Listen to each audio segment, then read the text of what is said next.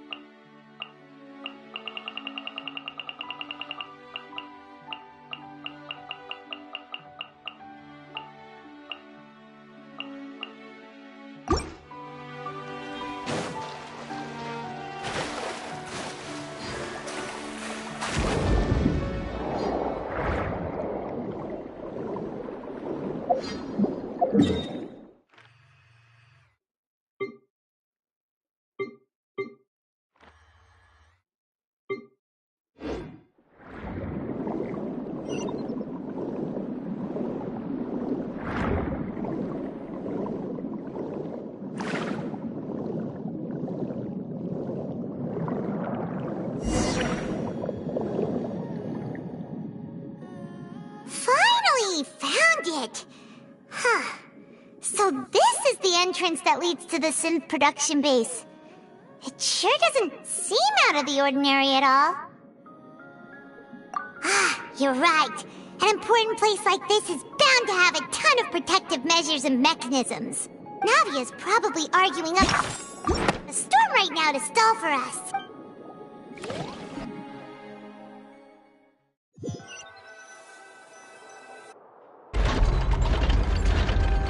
It would appear that I again, Mr. Tartaglia.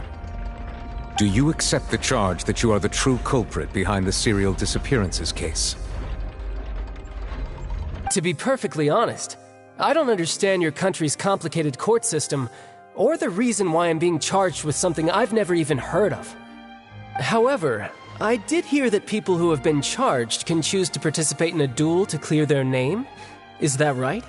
In which case, as long as I accept the charge, I can have an all-out fight with that champion duelist Clorend, right? I've got to admit, that's one of the most enticing offers I've ever received. When I privately sparred with her last time, she was obviously holding back. Real disappointing.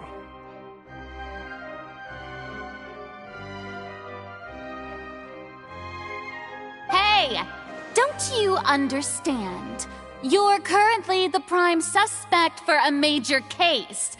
This isn't the place for you to be looking for fights. Oh? Sounds like the Hydro Archon wants to lecture me on the ways of the Opera House. Then why don't you duel me too? I'm the kind of student that learns best in the heat of battle. No. That's not what I meant. Alas, it would appear that communication with the defendant is going poorly, and we have made very little progress. In that case, let me explain everything from the very beginning again. The goal of this trial is to determine the culprit behind the serial disappearances case.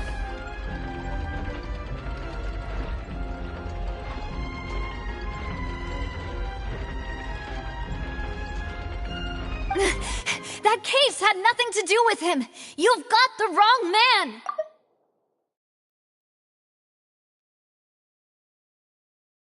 Huh? What's going on?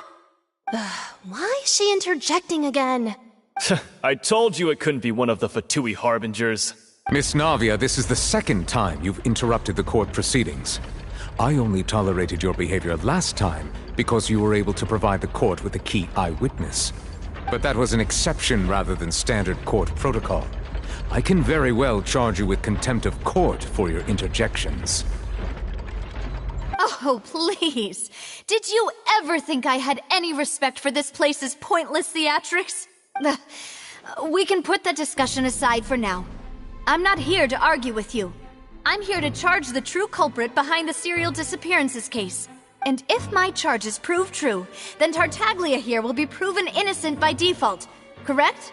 Oh, a young lady has charged in and offered to clear my name. How fascinating. Well, I'd gotten half bored to death by all these rules and procedures anyway, so I'll take you up on that offer. So, Your Honor, is there nothing else for me to do now? You may take a seat for now in the audience, but that doesn't mean the suspicions against you have been lifted.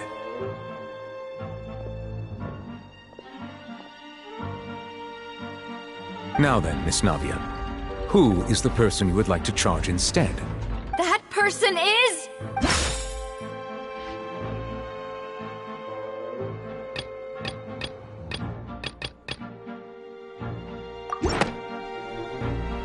Marcel, the head of Confrérie of Cabrières! Huh? What confrérie? Never heard of them in my life. I've heard of them, but weren't they Spina di Rosula's sister organization? Oh, is this going to be a friends to enemies type situation?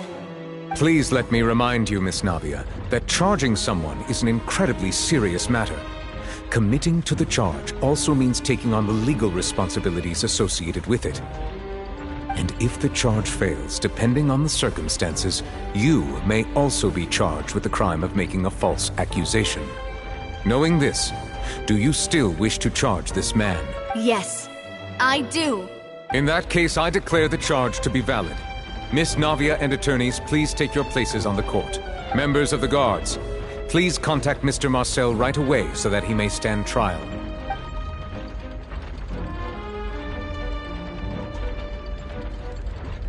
Mr. Marcel, you will not require an attorney. Is that correct? Apologies. It all just happened so quickly. I still haven't figured out what's going on. I think an attorney won't be necessary. This is probably just a misunderstanding between me and Navia. Very well. In that case, since both sides have now arrived, Miss Navia, please present your charges. I would like to take everyone back to 3 years ago, to the case of Callus the Unfaithful. Only through elucidating what really happened in that case can we connect all the dots for the serial disappearances case. Navia, do you really think that I was the one who killed your father? Come on, why would I do that? Callus was my benefactor, and remember both you and I only ran to the scene when we heard the sound of a gun. If that's enough to make me a suspect, wouldn't that make everyone at that banquet a suspect as well? I think there's no point in getting into the specifics right now. The audience doesn't even have the big picture yet. Even I'm struggling to remember some details of that case.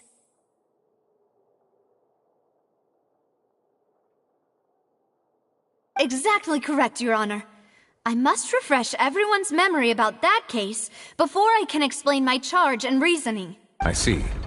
In which case, I will recount the findings about that case as originally recorded by Maison Gardiennage.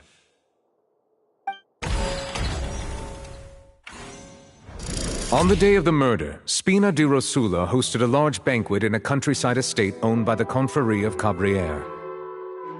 During the banquet, all attending guests heard 2 gunshots from the courtyard. When the guests arrived at the scene, they found the primary suspect, Callus, holding a gun, while his acquaintance, Jacques, lay dead from a gunshot wound. The guards' investigation did not recover any other firearms from the scene. As a result, they concluded that the suspect's first shot must have missed, while the second must have taken Jacques' life. The suspect did not dispute this conclusion, and also declined to defend himself in court. Instead, he chose to prove his innocence through a duel. Callus was defeated by champion duelist Clarand in the ensuing duel, and soon succumbed to the injuries. These are the known facts about the case. The one with the motive to kill was Jacques, not my father. And even so, Jacques still had no reason to pull the trigger. In truth, the third person shot Jacques first, and was shot in turn by my father when my father seized the gun from him. After that, the true culprit turned the third person into water, erasing all traces of him from the scene. Thank you for the summary, Your Honor. Of course, the guard's conclusion appeared quite sensible to us at the time. However, we should revisit the case now that we've gained new information about the abilities of water from the primordial sea.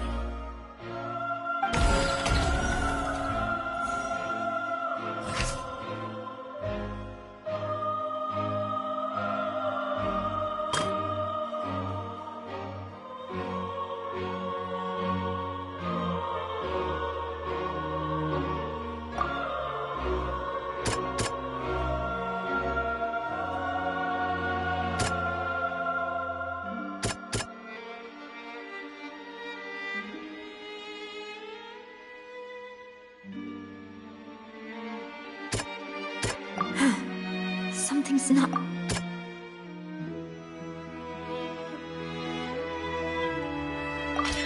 The testimony of the victim's family confirms that Jacques had thoughts of assassinating Callus when he set out for the banquet. However, in the end he reconsidered, and instead shared everything with Callus, hoping to seek the latter's protection. Unfortunately for Jacques, the true culprit had already considered this possibility, and had sent out another assassin.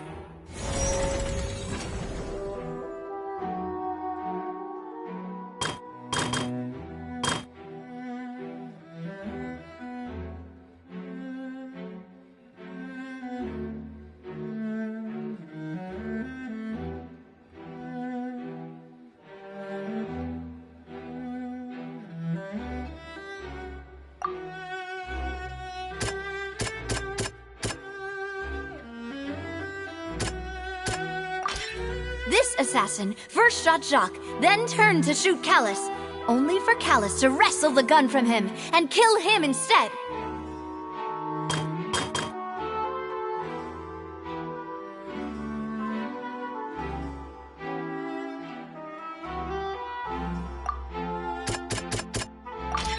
A pile of clothing was found at the scene. The guards once believed they were used by Jacques as a costume to disguise himself. But now, it is clear that the clothes were proof that there was a third person at the scene, and that they were turned into water after committing the murder. Realizing this, the true culprit caused the hired assassin to dissolve into water, leading everyone to believe Callus was responsible for Jacques' murder. This is the true version of events.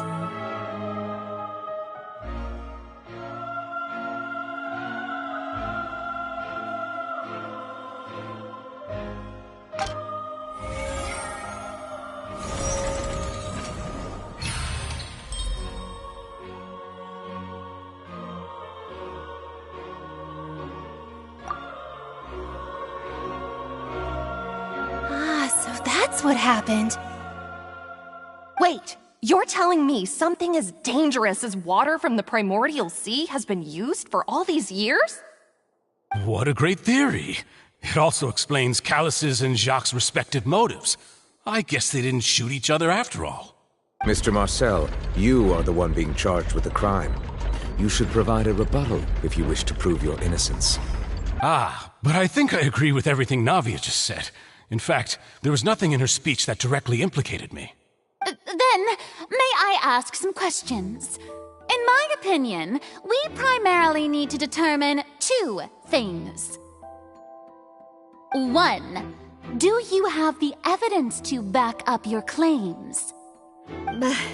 I'm afraid not. At least not at this very moment. Boo! If you don't have any evidence, you should just go home! I may not have the evidence with me, but I know where I could go to collect it. If we look up the deserted clothes against a record of people who went missing around the same time, we should be able to find a match. Considering the serial disappearances case, the guards probably kept careful records of all missing persons from around that time, regardless of age or gender. That makes sense to me. Monsieur Neuvillette, I would consider this to be a reasonable investigative direction. Why do I feel like Farina's acting a little differently today? Maybe she's scared of embarrassing herself again? Alternatively, she's become more diligent after charging an innocent citizen in the last trial. My second question has to do with the ensuing duel. If the truth is indeed as you described, then why didn't Mr. Callis explain himself in court? If he had testified that a person had been dissolved, he could have at least mounted a defense. I've thought about this too, and the answer is actually pretty simple. He felt there were things that were more important to him. The dissolving power of water from the primordial sea is an important secret for the true culprit of the serial disappearances case. My father could have exposed it for all to see, but he chose to take it to the grave. At that time, Spina di Rosula was in dire straits, and his reputation had already been shattered. He had no guarantee that going forward with the truth would allow the culprit to be brought to justice. What was certain, however, was that it would paint a gigantic target on my back. Boss once told me that Demoiselle had already been selected as the next target of the serial disappearances case. What? If the secret had gotten out, the culprit would have fought an all-out war with Espina right there and then. I wouldn't have been the only one in danger. All of us would have stood to lose our lives. Of course, the guards might eventually figure out the truth of the matter and determine that we were in the right. But what good would that do? How can a hollow verdict protect anyone?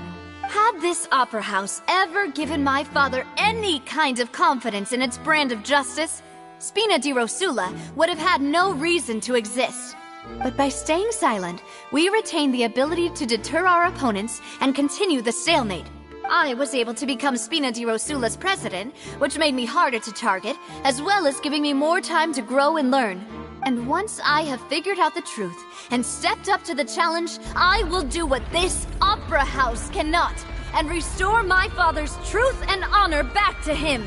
So, you mean to say, your father intended to die in the duelist's ring?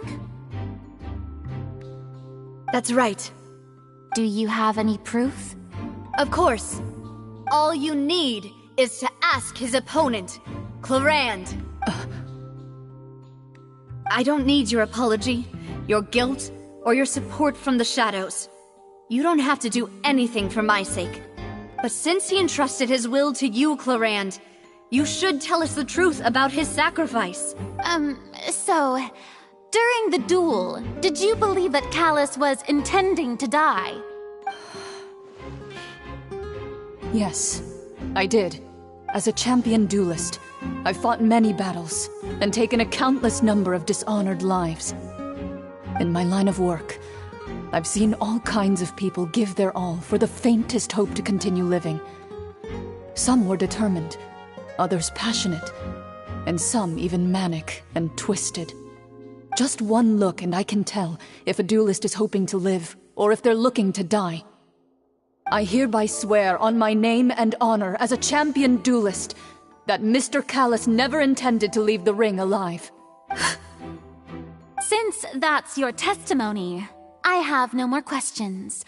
It appears there really are good grounds to reopen this case. I concur. However, Miss Navia, you still have not explained the link between your father's case and the serial disappearances case. Right? What she said was fascinating, but kind of beside the point. Wait, Weren't they just talking about the serial disappearances case? Of course, Your Honor. The two cases are connected via a matter of timing. In my father's case, the culprit intended to kill both Jacques and Callus. As a result, they planned to act after hearing 2 gunshots.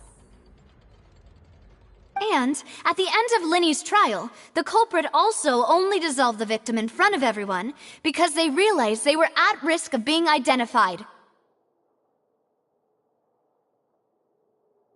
The culprit could only time their actions so precisely if they were already at the scene.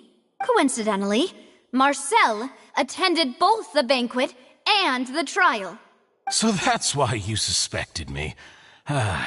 Even after hearing your reasoning, I still can't help but find it a little preposterous. I'm used to it, though. You've always been an impulsive and sentimental child, Navia. It's one of your most endearing traits. No need to appeal to pathos. I won't try to refute your points one by one, but even if everything you just said was true, can you prove that I was the only person present at both events? On top of that, does a person have to be physically present to control the timing? Can't someone remotely monitor the place? Not much you can say to that. I know that even with that, you might still think you can reduce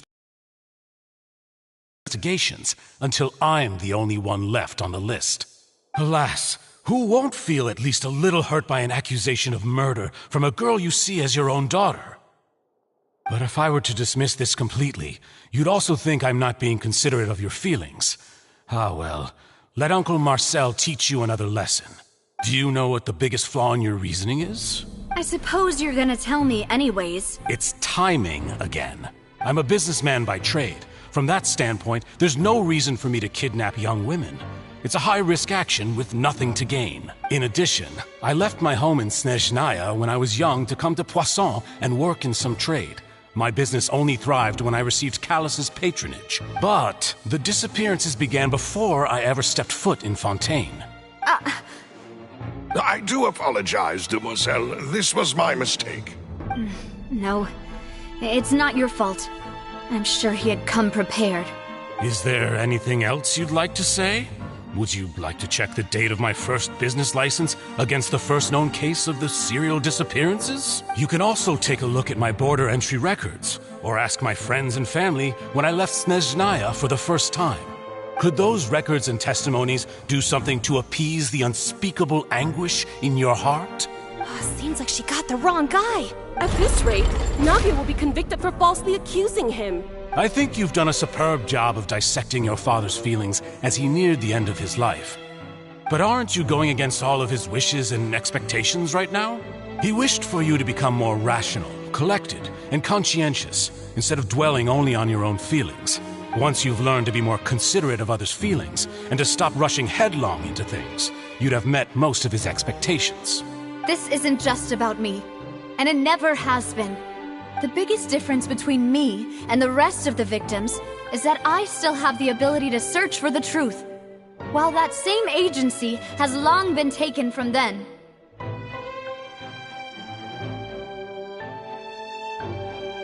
The people whose families were destroyed by synth abuse, the people who lost their loved ones to the serial disappearances, and the people who suffered tragic ends due to their sense of justice.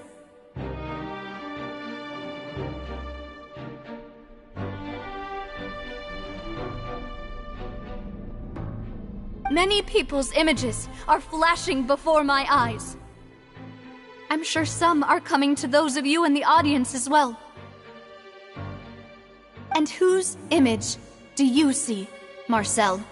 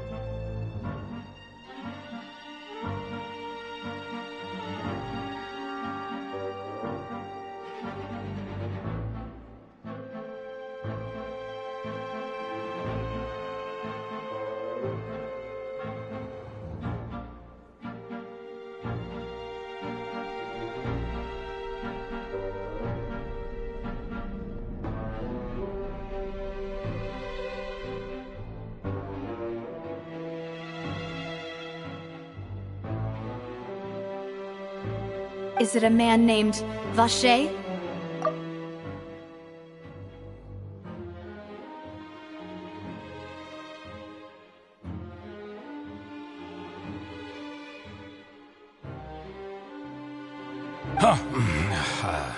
Oh, so you do know that name.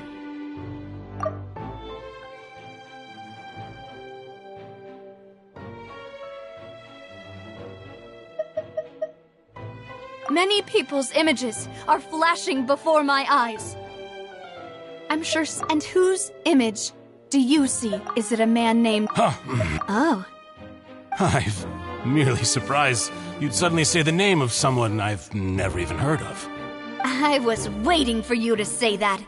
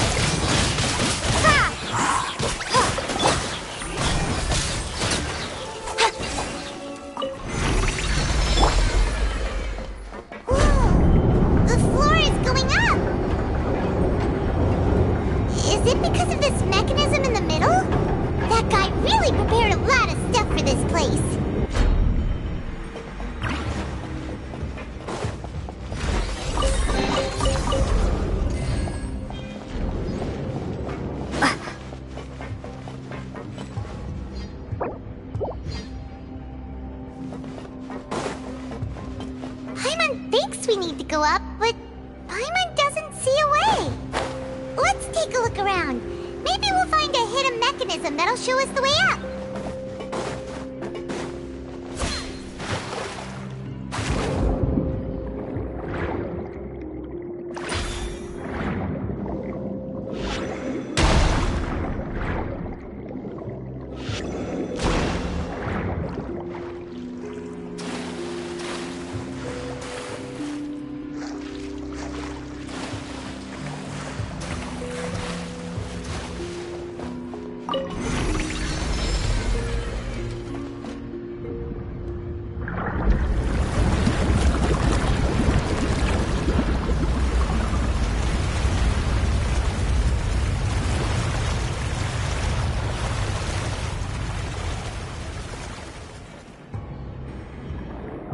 The water level is rising! Now we can swim to the top! But this is still a ways away from where we need to go.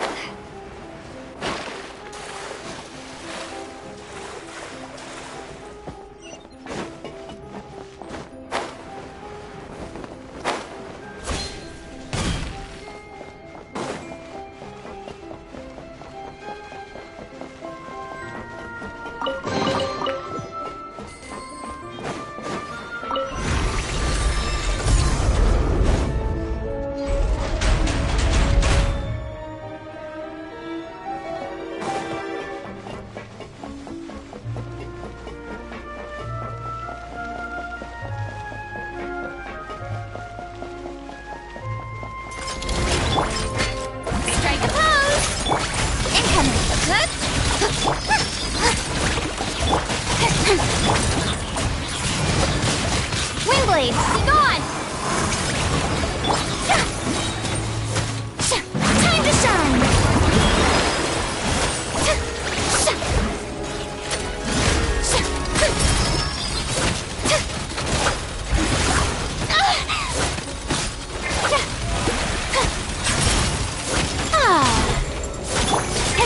Nowhere to hide.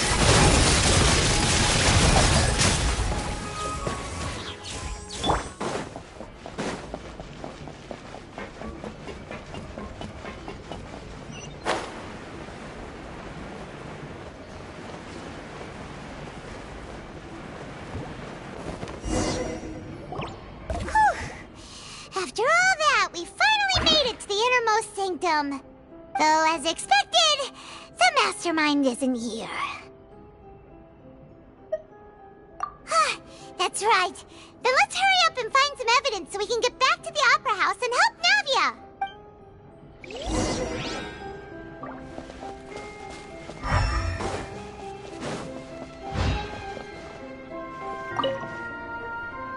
What's this over here? Looks like some kind of place for research.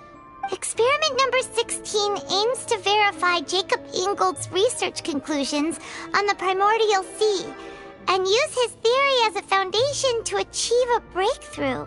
The experiment was a failure. No individual managed to resurface from the water from the primordial sea. Female specimens 22, 23, and 24 were dissolved.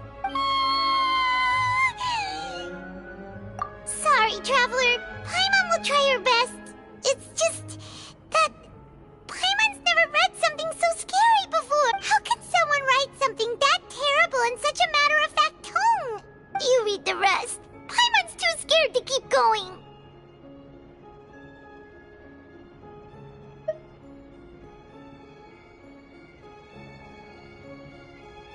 So that's why he did all of these experiments.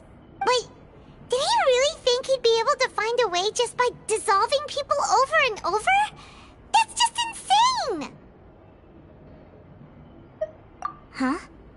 Isn't that the name you heard by the fountain? Paimon thought he was an eyewitness in the serial disappearances case. You mean Vacher is the one who did all of these... experiments?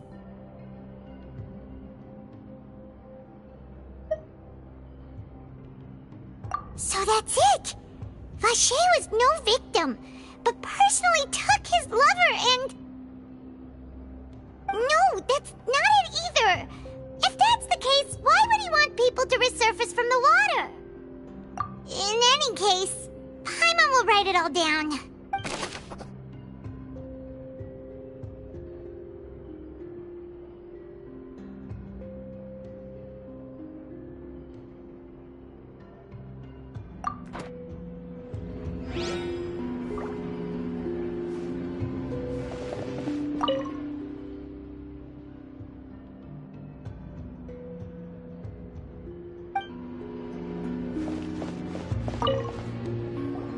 Whoa! There's so much synth here! And so many bottles of ingredients that probably just contain the waters of the primordial sea. Mixing in progress, ready to drink, stock sample? Huh. They've also got all the synth pretty clearly labeled. Whoa! There's even fruit-flavored synth?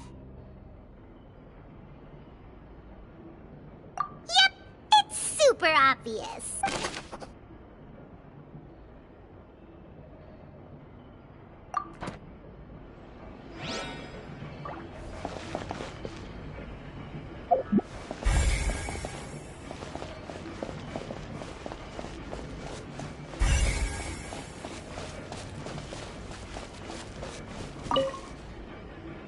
What's all this? Aw, it's a bunch of really cute things! Pink accessories, a hair tie, a necklace, even a makeup box! Oh, Paimon sees it too, but why are all these cute things labeled with different girls' names. Huh? You mean the girls from the serial disappearances? They were brought here? And then they were turned into water. And all the boxes of things. These names. That means... Oh, this is terrible.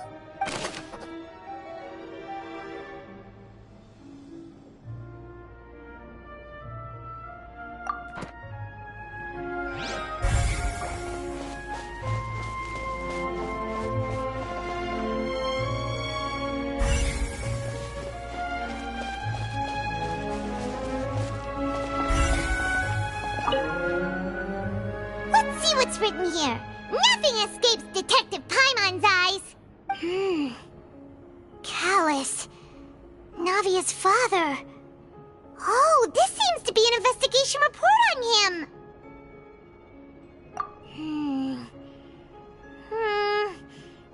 Yep, it's about finding someone to assassinate Jacques and Callus because of a lack of confidence that Jacques himself would go through with it. This should prove the existence of the third person, right? We still have not determined the exact content of the key information Callus has passed on to certain members of his organization. The old dog's a real menace to deal with. Even if he abides by the promise he's made to us, he will still have the upper hand. He can act whenever he wants to make our lives miserable. The only option left is to remove him from the picture entirely. I concur. Let's send someone to kill him. He won't declare war as long as we don't touch Navia. Oh, seems like we've got a bunch of correspondence between the higher-ups. They're all just so evil.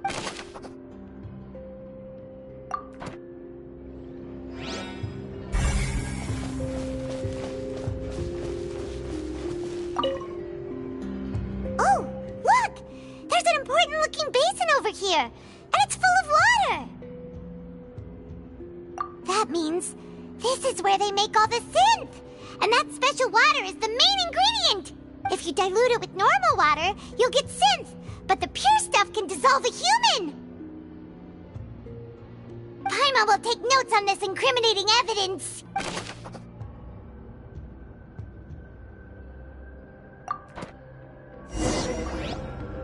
We've looked at almost everything here, and it seems like our theories were spot on.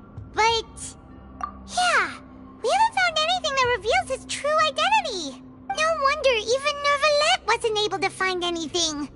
Whoever it is probably destroyed everything to do with that name a long time ago. That way, even if we bring all this back to the opera, we won't be able to identify the true culprit. Sure thing. Paimon won't admit defeat to this guy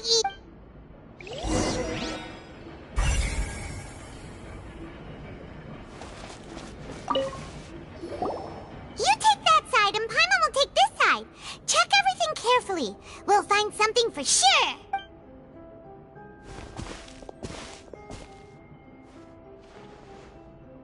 Ugh. Nothing at all. And Paimon can't even find snacks either. Whoa, really? Let Paimon see. Vinier. Isn't that Vache's lover's name? Then you found her diary. Let's see. Aw, it's just a normal diary chronicling their love story. She was so sweet, too. Oh, Paimon feels even worse for her now. So many! A whole page's worth! But they're all crossed out. Was she unhappy with all of them? The final name she decided on was Marcel. Wait, but Marcel's pretty old. Has this case been going on for so long that he's Vache and Vinier's grown son?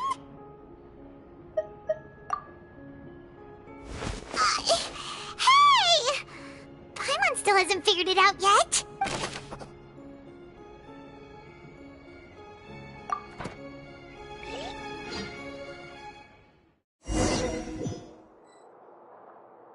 And whose image do you see, Marcel? Is it a man named Vacher? Oh, so you do know that name. I'm merely surprised you'd suddenly say the name of someone I've never even heard of. I was waiting for you to say that. Navia! We're back! As expected of my partner. I just knew you'd return in the nick of time. Just how often do you intend to flout the rules of this court? It's all right, Monsieur Nervalette. Given their confidence, I expect they've found the crucial evidence.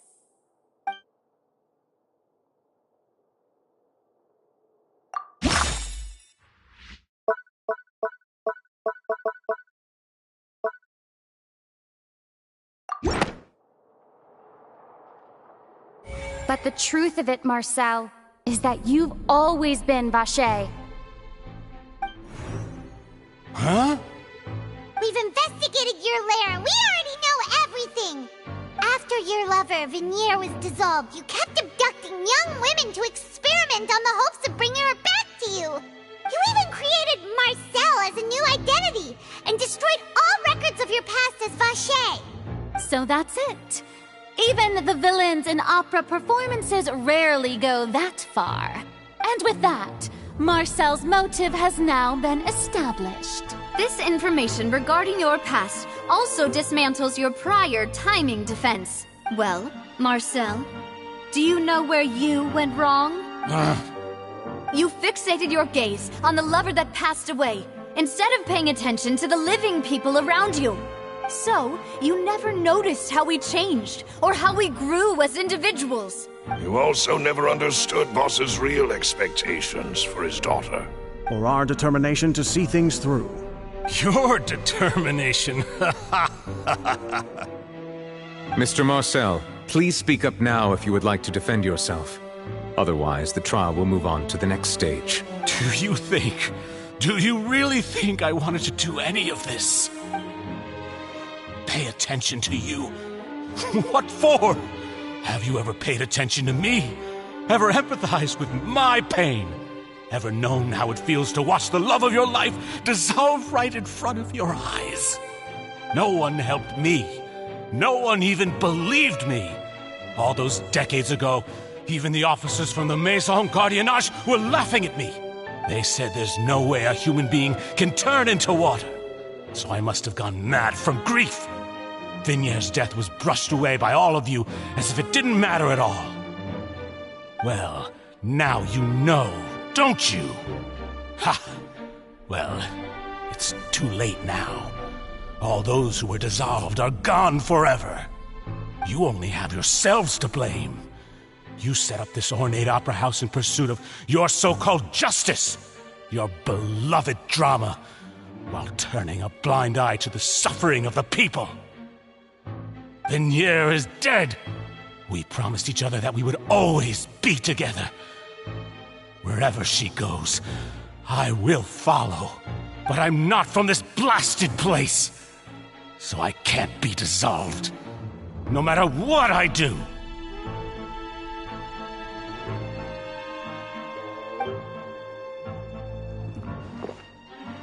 Hey, is that water from the primordial sea that he's drinking? I can't dissolve! Can't dissolve! Can't dissolve! Do you all see? I can't go! I can't follow! So if I can't go where she is, what choice do I have but to try to bring her back? I did all of that, and in the end, that accursed Callus still got the better of me. I spent my entire life living on pins and needles, only to get stabbed by his idiot daughter at the very end. The suspect is exhibiting signs of mental distress. Guards, please restrain him. Don't touch me! Don't anybody come near me! I still need to save Venier. A promise. We made a promise. Venier! Please, Venier! Don't think badly of me. All I want to do is fulfill our promise. At this point, the verdict of this trial is clear. With Mr. Marcel's conviction, the charges against Mr. Tartaglia no longer have any basis. fine by me. I was in a bad mood, but after a show like that, I'm actually feeling pretty good. Traveler, please submit all the evidence you have collected to the guards, so that I might review and summarize the truth behind the serial disappearances case. The man now known as Marcel was originally named Vacher, and worked as an adventurer with his partner and lover Vignier. During an underwater expedition, Vignier accidentally came into contact with water from the primordial sea, and was dissolved in front of Vacher as a result. Vacher learned of the primordial water's existence through the work of others, and began to kidnap young women for research, with the goal of discovering a method to restore Vignier back to life. To cover his tracks, he invented the new alias of Marcel, and began to operate a business in Poisson. During the course of his research, Vacher discovered that a diluted concoction of water from the primordial sea can induce feelings of euphoria, and began to manufacture and market synth.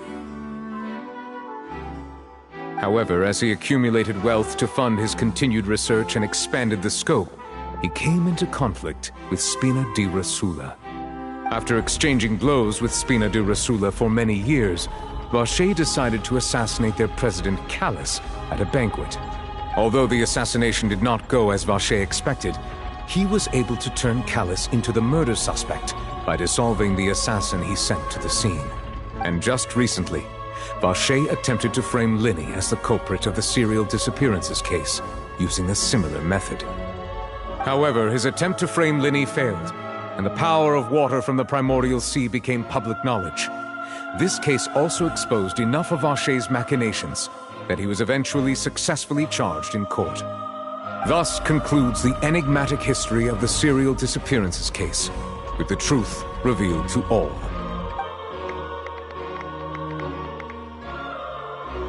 The Oratrice will now deliver the final verdict regarding the charges against Mr. Vacher.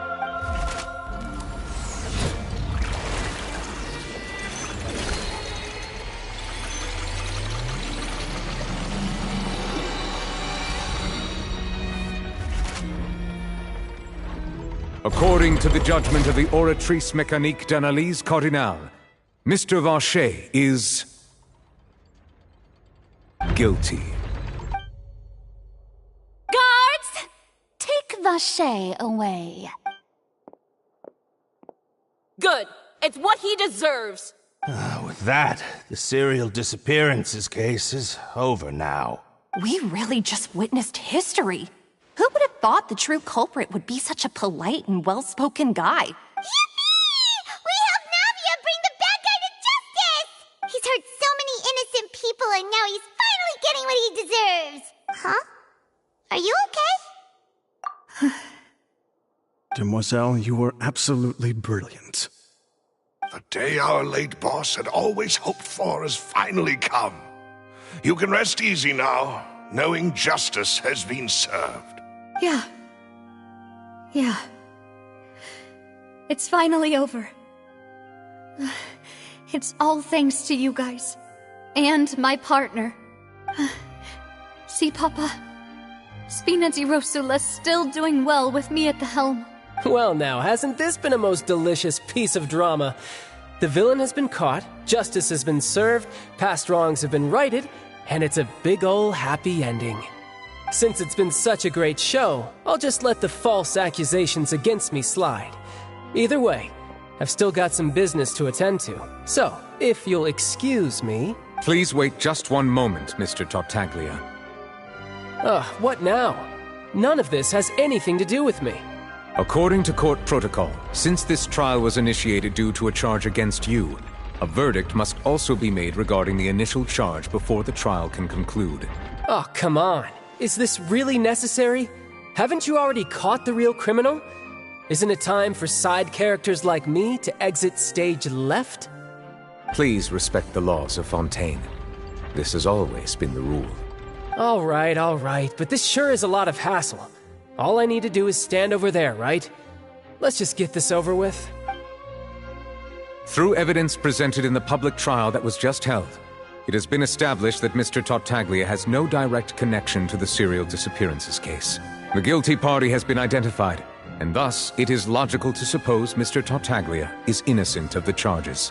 We now turn to the Oratrice Mécanique d'Analyse Cardinale to render the final verdict on the charges. According to the judgment of the Oratrice Mécanique d'Analyse Cardinale, Mr. Tartaglia is guilty. What? Hey! That's not funny! Didn't you just say I'm supposed to be innocent? What's with this verdict? Is your justice machine malfunctioning? Huh? This has never happened before. The Oratrice actually returned a different verdict from the Chief Justice. I mean, have you ever heard of an innocent Fatui Harbinger? Do you think the Oratrice might have just convicted him on general principle? But weren't the charges about the serial disappearances case? No matter what else he's guilty of, it shouldn't affect the verdict in this case, right? The judgment of the Oratrice Mécanique d'Analyse Cardinale is, by law, the final verdict of the court. We must accept the guilty verdict. Guards, please take the suspect into custody per court protocol.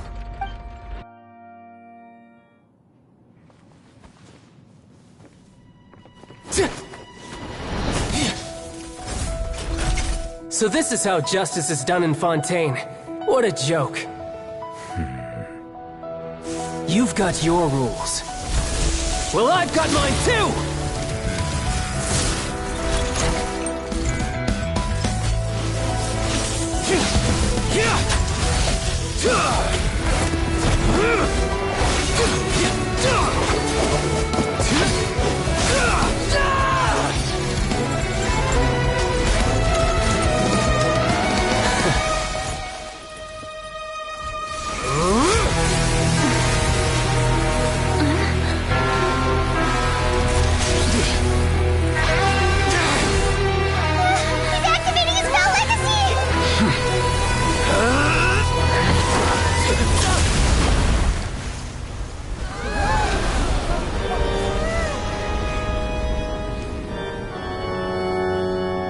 I am sorry. If you have been wronged, we will find the truth. But the rules of the court must be upheld.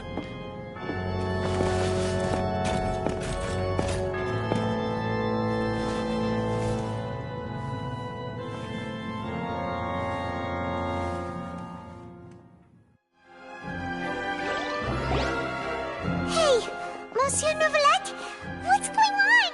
Shouldn't they have been cleared already? Apologies. This is also the first time I've encountered such a situation. However, according to the rules established at the conception of Fontaine's court system, the Oratrice's judgment is the final verdict of the court. All I do is follow court procedure. As for why the Oratrice arrived at the conclusion it did, you should probably ask someone more knowledgeable than me.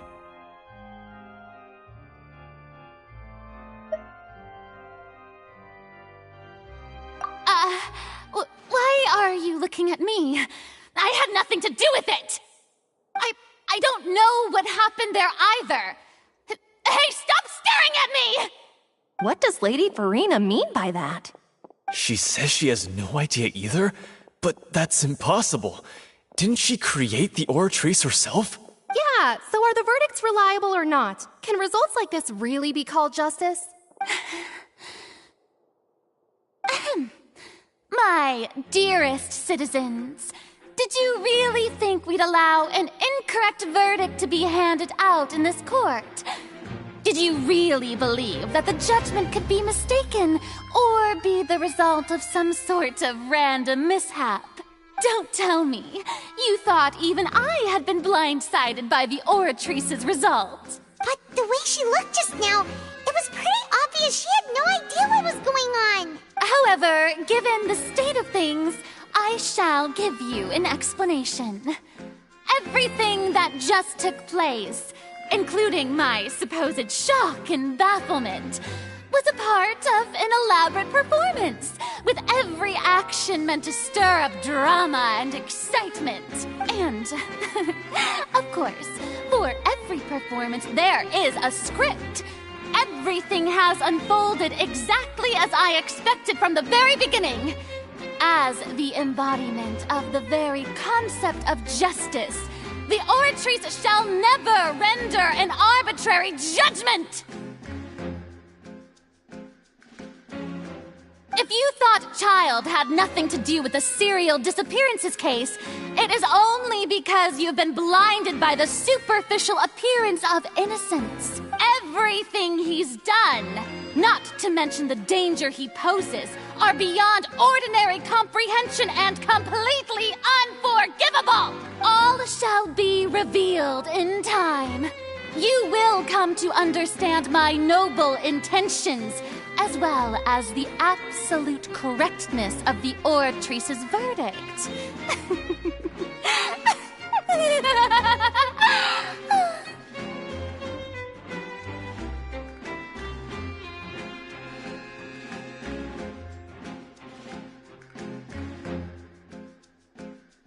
Now, having said that, although I hate to leave things hanging in suspense, it is now time for this performance to end. As the lead actress, I shall be the first to take my leave. Toodaloo! So she chose to make her escape after all, did she? So you're saying we shouldn't put much stock into what she just said? She probably just put on that performance to save face. As for the truth, it's unlikely that she actually has any idea. However, please be assured that I will continue to investigate this case in a personal capacity. Just as I promised, if the judgment has been incorrect, we will do our utmost to clear his name. All right. Even though we feel pretty badly for him, we'll take your word for it for now. After all, he's done plenty of bad stuff, so he should have known he'd go to prison someday, right?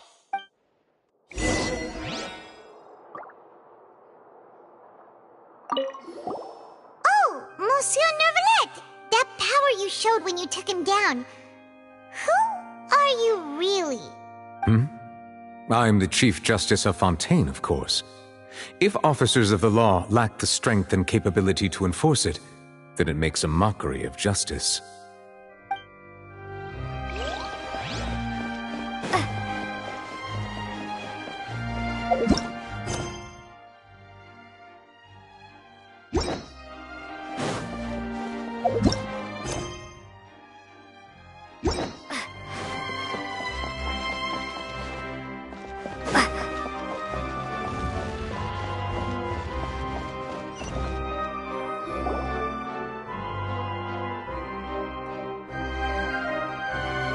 Hey, what are you doing? Quick, stop him! Traveler! Hey! Traveler! Marcel! What are you doing over here? Stop resisting arrest! Cease, or we'll add another charge to the list! No, wait! I just want to ask the Traveler something. I'm not looking to run away. Please, just let me ask this one small thing. Go on. Thank you. I was being led away when I finally realized something. Where did you first hear the name Vacher? I erased all records of that name. So, unless... Are you still trying to prove your innocence? Give it up. You've already been convicted. Really? You did? You're sure? You met her? But how could that be? How did you manage to do it? The Fountain of Lucine? Then she's been so close to me all along. And I just never... Please give me a chance to talk to her again. Just let the Traveler take me to the fountain to see her one last time. This is the last request I'll ever make in my life. You can do whatever you want to me afterwards. I don't care. What? Give an inch and you want to take a mile? Do you think serial killers get to make requests like that? Paimon agrees. Why should we give him what he wants when he's only done a ton of super terrible things? This request, is it worth as much to you as your life? Of course! Wait, no. It's worth even more than my life. Humans. Will they betray the instinct to live just to satisfy spiritual needs?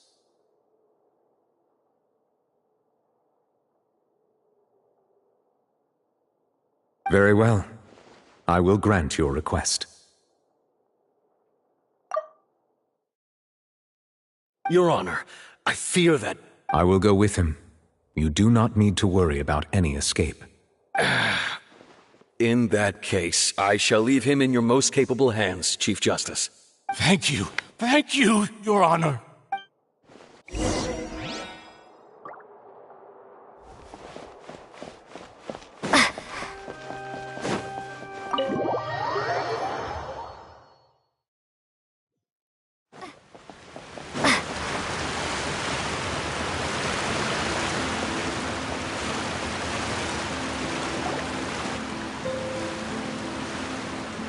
Is this the place?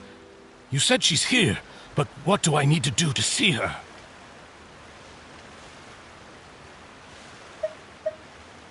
Yeah, and even Paimon could hear her after drinking that thing. Didn't you just drink a lot of it on the stage as well?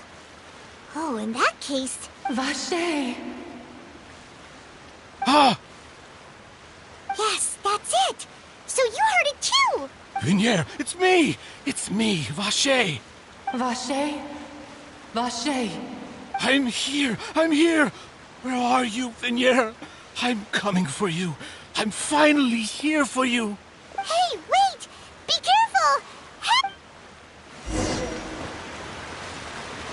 Vignier, is that you? It's me, Vache! Vignier! Vache? Why did you come? Didn't I say? You don't need to look for me. You look a lot older than I remember. How long has it been? It's been more than 20 years. I've suffered for over 20 years since the day you left. All this time, only the thought of bringing you back has kept me alive. Nothing else mattered to me. I must be dreaming. Who would have thought I'd get the chance to tell you all of my feelings like this? Vignier, you are my everything. I really don't know how I could live without you. But Vache, if you ask me, this world would be better off without you. What are you saying? If not for you, I would have finished my law degree and probably become a top-tier attorney one day.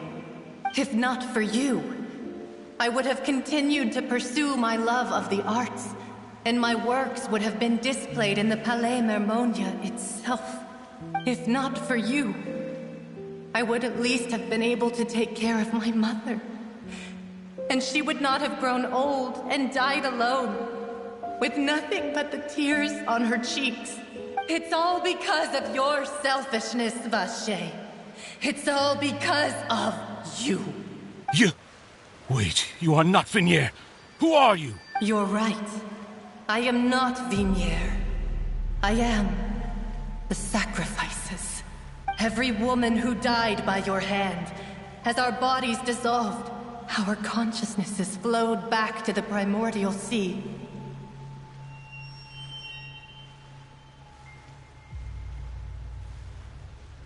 Our thoughts circulated endlessly within the primordial sea, and we were no longer individuals. But we became one, just as streams of water come together in the sea.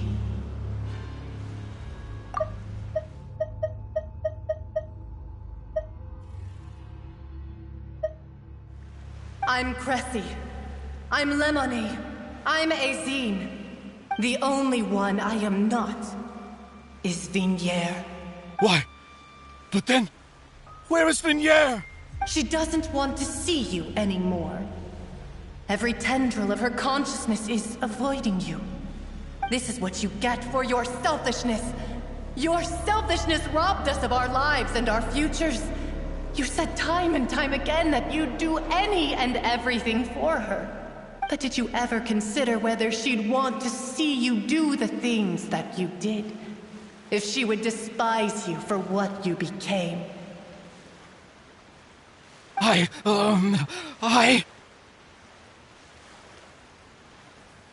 You are a liar, a heartless murderer, and a cowardly narcissist. The only thing you are not is Vignier's beloved. From the moment your first victim died and her consciousness merged with Vignere's, she has had nothing but pure hatred for you.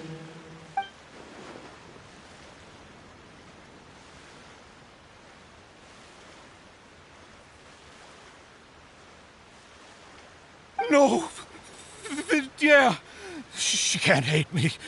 Let me see her. Please! Have mercy! You still don't understand.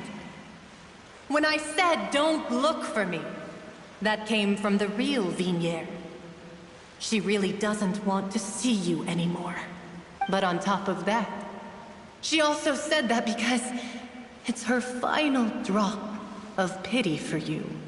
She said that because she knew that if you did come here, we will show no mercy to you.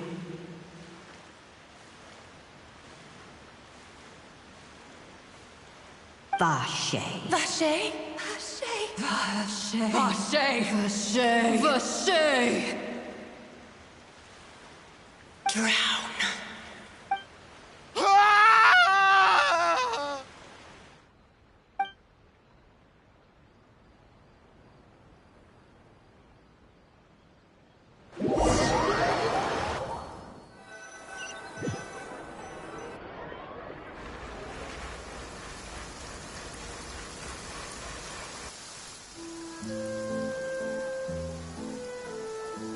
Finally, we have some time to do shopping.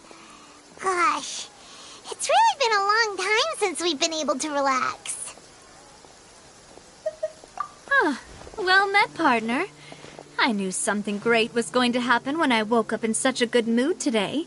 Even this weather can't put a damper on the demoiselle's mood. It's a pleasure to see you both again. Oh, hey, Navia!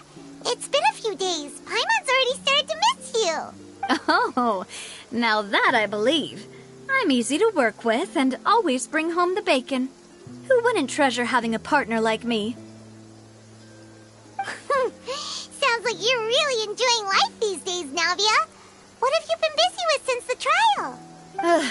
It's just been one thing after the other. I've been making non-stop trips between Poisson and the court since then. Everyone from Spina di Rosula organized a memorial for my father. We never held a memorial when he first died, since everyone knew that even if we held one back then, no one was going to come. This time, though, everyone in Poisson, and even many people from the court, all attended. So his name's definitely been cleared now. That's what we like to hear. It's been the dearest wish of Demoiselle all along. That blasted stubborn fool. I was right to put my faith in him. I'm so glad I didn't give up on the case all those years ago. Oh, by the way, I ran into Charlotte just after I left the memorial service. Well, maybe it'd be more accurate to say I knew she would be there, and there was no way she'd just let me go. Huh? So you know Charlotte too? The Charlotte? Journalist from the Steambird? Yeah, way back when I first became the president of the Spina di Rosula, she was all over me. Wouldn't take no for an answer. I believe the story was called The True Heart of Darkness, Secret Tales of the Yellow Rose. To be fair, though, it was a really flattering feature. So, we've been on pretty good terms ever since. She was trying to lean on our friendship to get me to do an exclusive piece on the serial disappearances case. Oh yeah, she told us about that. She's always been super interested in that case, so now her wish has finally come true too. Anyway, I told her to make sure that when she writes about you guys entering the opera house with the critical evidence, that you both sound really cool. Now that's another thing to look forward to. We trust Charlotte's skills with a pen for sure. Oh, and in other news, I also took Clarand out for a meal. Oh, are you two on better terms now? While you were investigating Vache's headquarters, Clarand gave testimony on my father's behalf. It was thanks to her that we were able to turn the tide. I wanted to thank her. I mean, there's also no point in being awkward all the time. So we took the chance to reconcile with each other. Oh, that's great. Paimon also thought Clarend wasn't actually a bad person. It's always good to have more friends. Anyway, now that the case has finally been solved, perhaps it will slowly begin to fade from the public consciousness. Oh, actually, there's still one last thing I need to do. What is it? I should pay a visit to my father's grave and tell him the truth of what happened, as well as how it all ended. And on top of that, just how much people still look up to him to this day.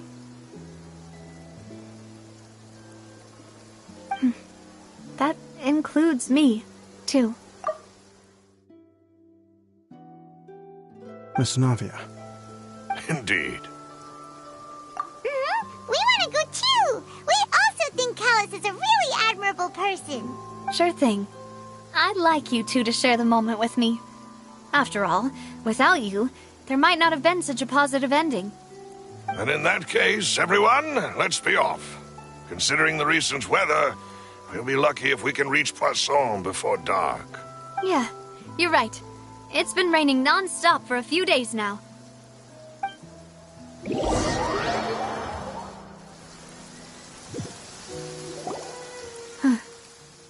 This is where my father's grave is.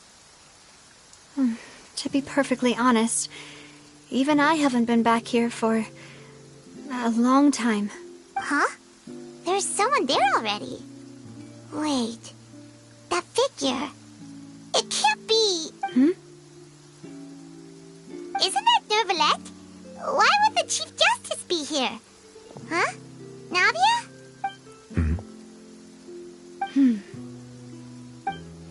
My apologies. I should have asked before coming to pay my respects. Don't say that. Sorry about that. Oh, I was trying to say there's no need for you to apologize. I wanted to show my father how much I've grown. But still, I doubt I've grown to the point that even the Chief Justice would feel compelled to apologize to me over and over. In that case, I will stop apologizing for now. You really could use some pointers on understanding human emotions, Monsieur Nervalette. In any case, why did you come to Poisson? Well, ever since that day, I've been turning a question over and over in my head. Just what is justice, anyway? There was once a time when I didn't want to believe that there could be anything more important to humans than life itself. Oh, rather than that, it's probably more truthful to say I didn't believe humans were capable of resisting the most basic instinct of living things. That they could rebel against their own nature, or consider certain things to be more important than their own lives. Which is also why I didn't stop your father from beginning that fateful duel. I believed that a truly innocent man would never throw away his life like that.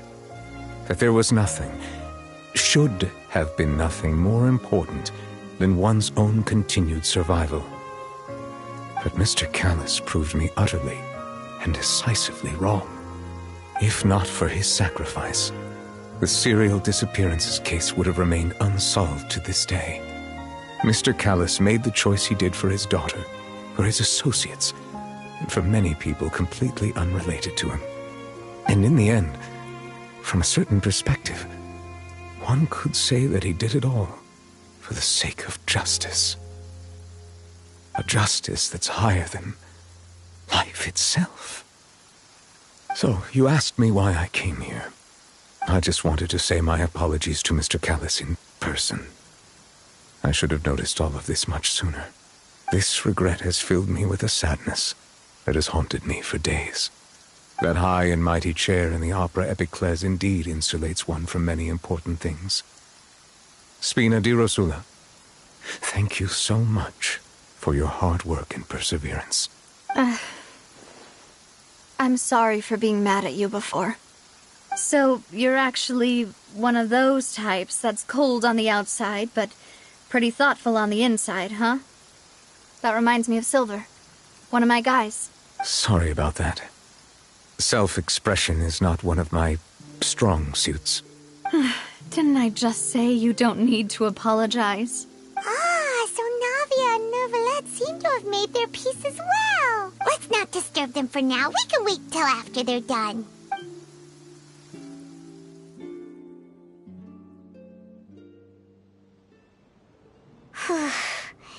Paimon's never paid respects at someone's grave before. Did Paimon do anything rude there? Huh? Oh, Paimon didn't know that was a thing. But Paimon doesn't know what she would do if she can't fly. Oh no. Paimon hopes Miss Navia won't be too mad. Anyway, Neuvillette is still standing around there. It's not often that we can catch him alone like this, so why don't we go talk to him for a bit? If we can't talk to Lady Farina, we can at least talk to him, right?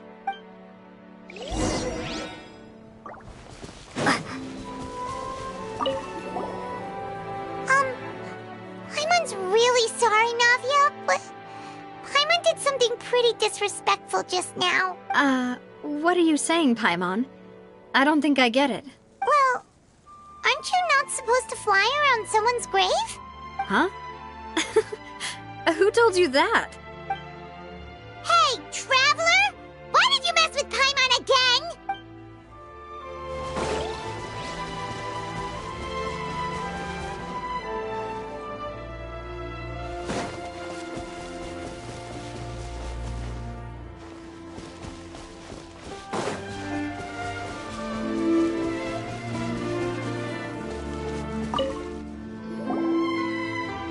Oh, it's you two. Did Miss Navia invite you to come pay your respects to her father? Mm-hmm. We ran into Navia on the streets today, so we just followed her here. I see, I see. Then is there something that I can help you with? Well, it's pretty hard to run into you like this, since you're usually super busy. So we figured we could try to ask you a few questions, if that's okay. Please feel free. Though outsiders, you helped us solve one of the greatest mysteries in Fontaine, and it would be my pleasure to return the favor. So, at court, the bad guys referred to that special water as water from the primordial sea, but what is it really? Truthfully, that name is already quite accurate. I can only surmise that Vacher and his ilk only learned of its nature and existence after extensive research. There used to be a special sea on the surface of this planet. The nature of its seawater was rather different from that of the sea we know today.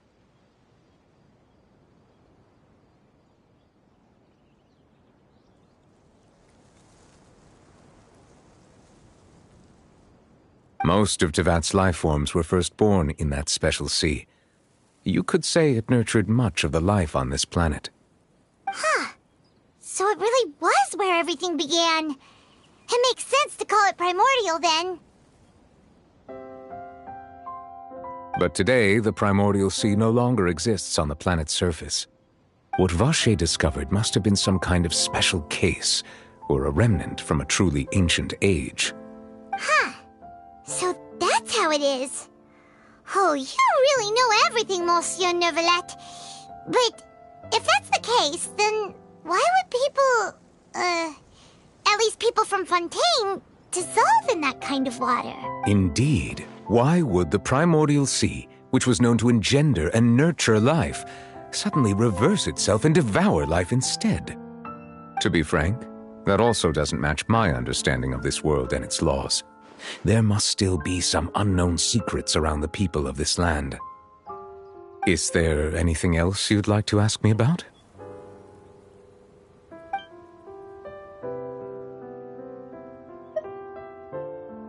That the sea levels will rise and everyone will be dissolved in water, leaving Farina crying alone on her throne, but the sins of the people will be finally washed away for good.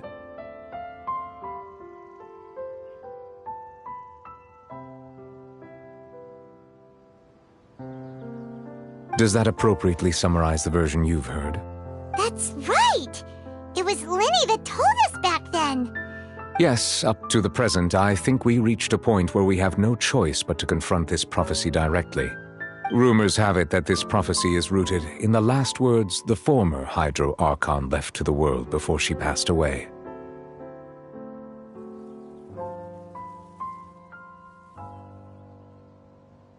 A prophecy? Of the former Hydro Archon? Wow. This is the first time that we've ever heard of it.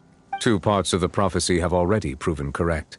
The rising sea levels and the ability of the people of Fontaine to be dissolved. We should be more vigilant and stay on the watch for further signs. Speaking of the prophecy, Farina has also always taken it quite seriously.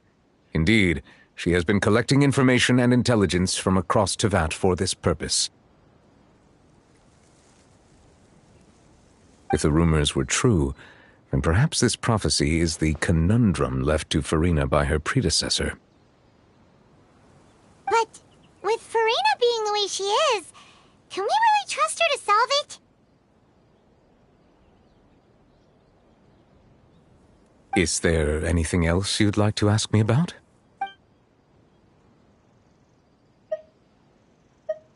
My apologies. My investigation has still not reached its conclusion. However, I still believe the judgment of the Oratrice was not rendered arbitrarily. But you also said you thought he was innocent! For many years, I have been quite aware that the Oratrice does not simply mechanically repeat the verdict that I give on each case. As a divinely created mechanism, the people's unified faith in the concept of justice is integrated into it. Not only can it produce the incredible power of indemnitium, but it likely also possesses other traits, such as self-awareness. Which is all to say, I've been prepared for a situation like this for a long time. So when Lenny told us that he heard a human voice from the room where the Oratrice's core is stored... I was not aware such a thing had occurred. Perhaps that could serve to prove my conjecture. I will add that to the list of items to investigate. In any case, I am inclined to believe that the Oratrice does have a methodology all its own. We just do not have enough information. Based on Farina's reaction, I doubt even she had any idea what was going on. She managed to bluff her way through it, though, with her time-tested twin tricks of bravado and drama.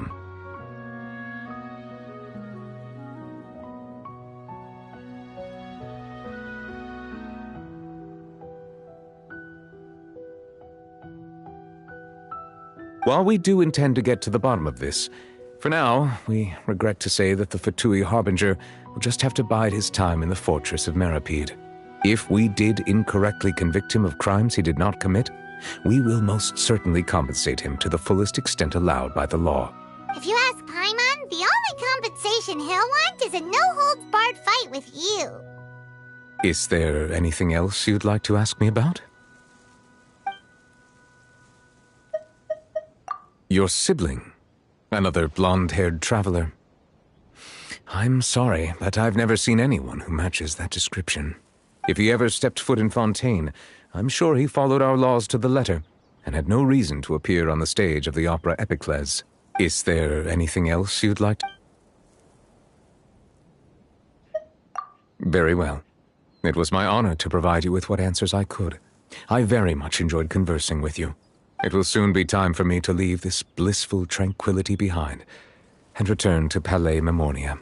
You really are super busy, Monsieur Neuvillette. Paimon thought you only came here to pay your respects today because you had the day off. Crime and villainy do not have the day off, and so justice must work around the clock as well. This is merely the nature of a justice's work. All right. You've got a point. Huh? Paimon just noticed that the rain has stopped.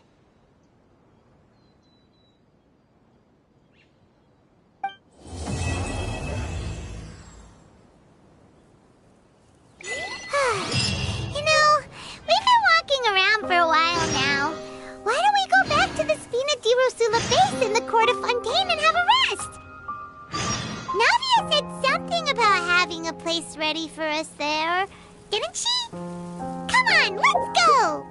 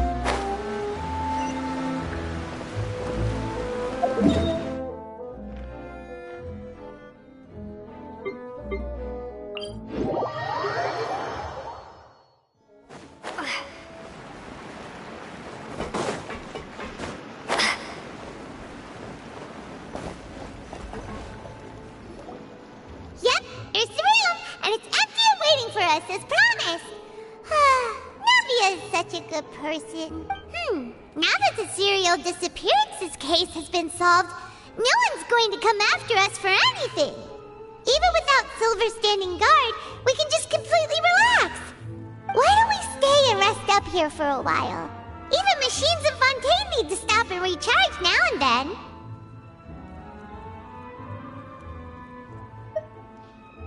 Oh, come on! This place isn't that bad. Besides, how often do we get to stay in an actual base? Oh, fine. Remember that detective story Paimon read before? Well, the author is about to release a new book, so Paimon wanted to buy it as soon as it came out and have a quiet place to read it. Yippee! Then it's agreed. Come on, let's get some sleep. We'll need to be up first thing in the morning to get in line and buy a copy.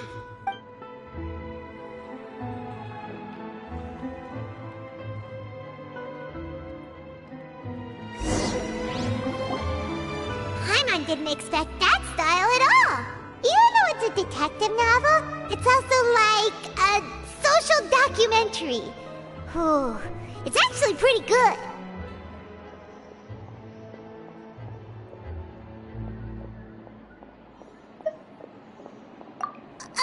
No!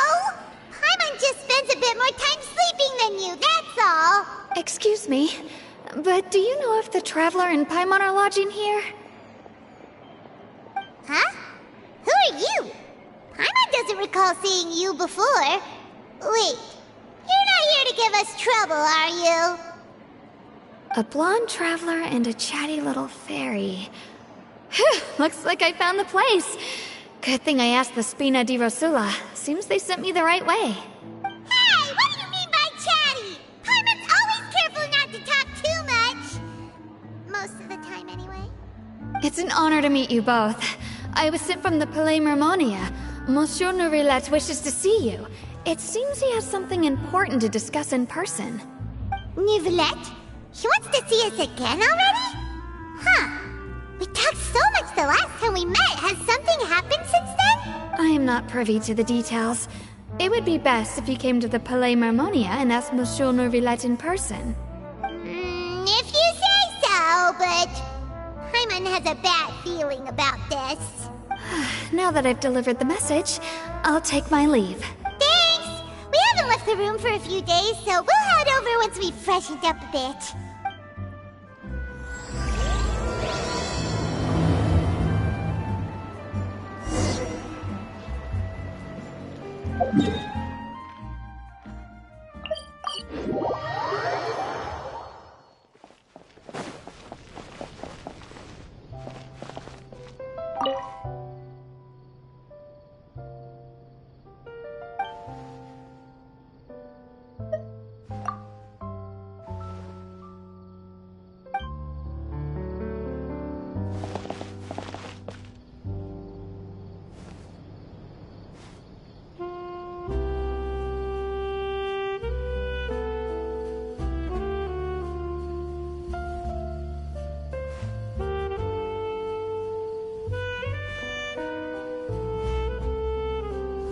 I have to keep an eye on the deployment of guards.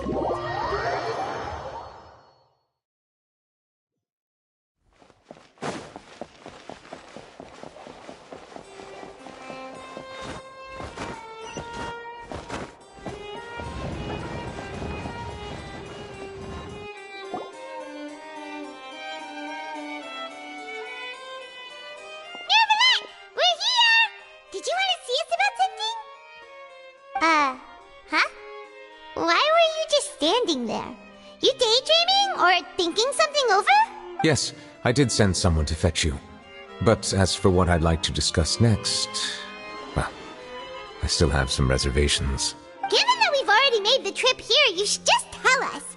Bet you need us to help you with something, right?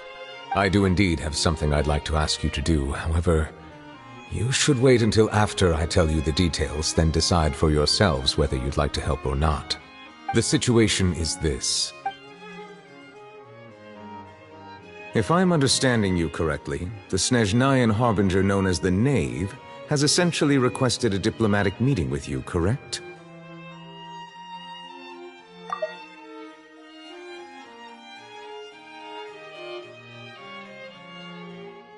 I heard that she was originally from Fontaine, but for her to suddenly arrive here and abruptly request such a meeting like this,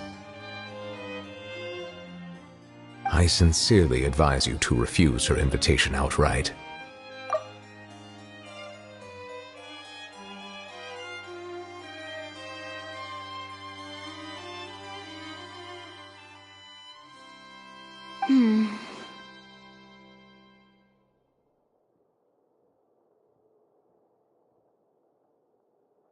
I'm sure you're aware that her purpose is most likely related to Child's recent predicament. We convicted one of the Snezhnayan harbingers in a court of law, but we have yet to provide any form of detailed report on the matter. This does indeed provide an opportunity for Snezhnaya to put pressure on us. I believe we should adopt an evasive stance until we can provide a proper explanation and have a preliminary plan on how to deal with the matter. No, we shouldn't. I think we should agree to the meeting. Oh? Well, you see, we are the ones that owe an explanation. If we keep putting off the meeting, it could easily result in the problem escalating, right? It's like a fight between two friends. If they don't agree to see each other and talk in person, isn't it possible that the friendship could end entirely? Though diplomatic relations between Fontaine and Snezhnaya could be considered as friendly, it is only superficially so. You wouldn't go so far as to say that our nations are friends, as you did in your example.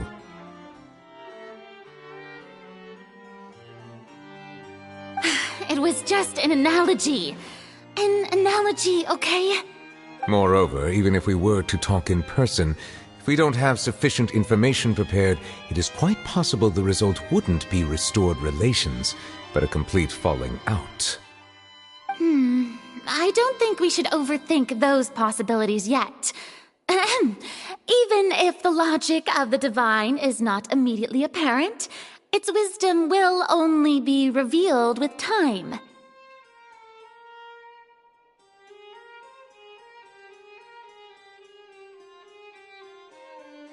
Besides, you'll be at the meeting. If any problems do pop up, you'll have no problem navigating them. I must clarify that interacting and communicating with people outside of court is not my cup of tea. It seems you think too much of me.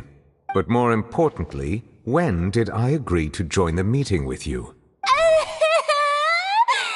You mean you won't come? No, that won't do. I can't go to the meeting alone. You have to accompany me. I must take you with me.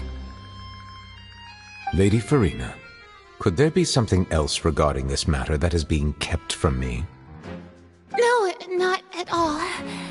Look, I am the Hydro Archon of Fontaine, Focalor, the god of justice who is loved and adored by many.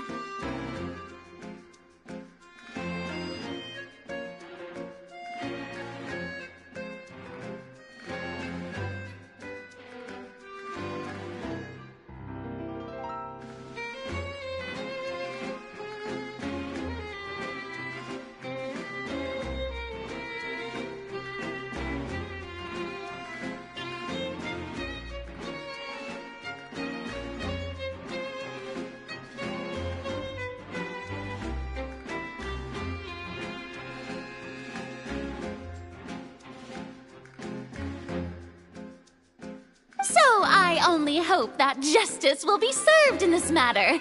Don't overthink it. I'll go find someone to arrange the meeting.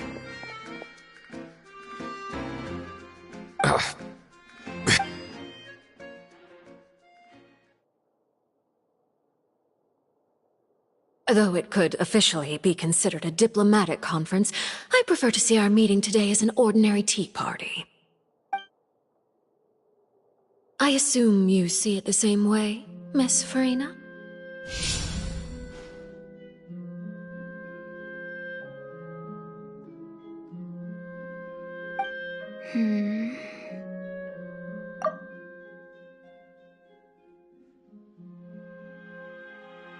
Lady Farina, yes, that's right. Just like you said, a tea party. I should thank you for providing the pastries.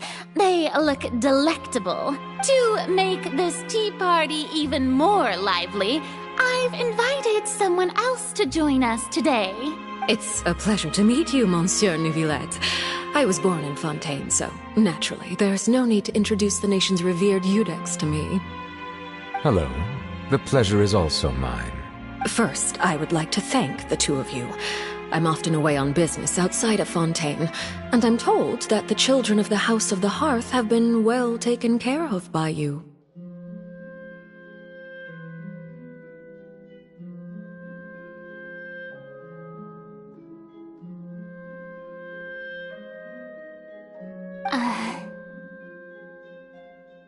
Oh, I'm not referring to when my children, Linny and Lynette, were falsely accused by you.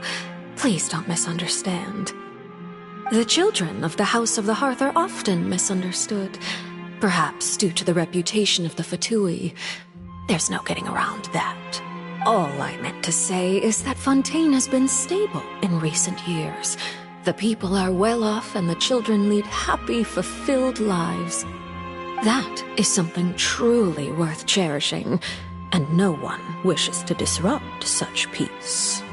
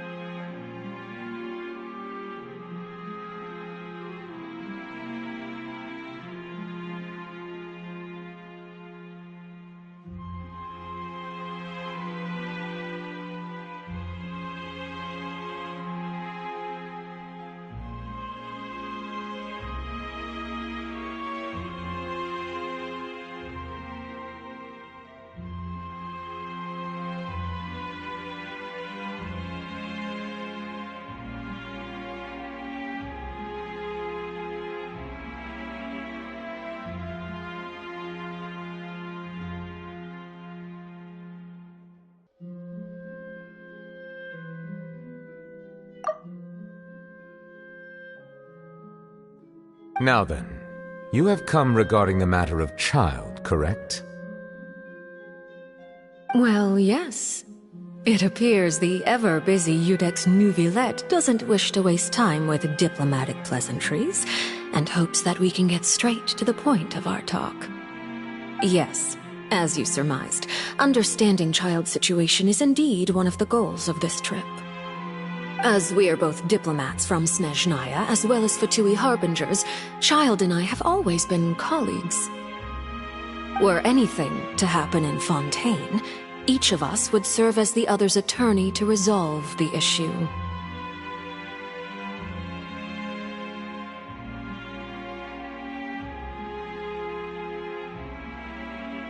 So now, in my capacity as his attorney, I request that Child be turned over to Snezhnaya. We have a responsibility to cooperate with Fontaine and resolve what has happened to him together. The rules governing attorneys only apply before a trial has concluded. Since a verdict has already been rendered, we see the case as settled. I apologize for being unable to grant your request. An outright refusal. Very well. I respect all the rules of Fontaine's courts, just as I respect you as Chief Justice. Okay, why don't we back up a step? You don't need to transfer Child to us. I only request to enter the fortress of Meripede to see Child and confirm his condition. It's not like you couldn't even manage to fulfill a simple request like that. Right, Miss Farina? About that. The fortress of Meripede has always been completely autonomous. Even we have no authority to interfere there, and diplomatic issues do not suffice as an excuse. However, if you absolutely must confirm the situation of the Harbinger, I have a proposal. The knave showed up already? Well, Lenny did say that Father will be returning soon. We didn't even know that Lenny was from the House of the Hearth at the time, so we kinda overlooked that information. Yes, thank you for your kind advice. I'm well aware of the situation.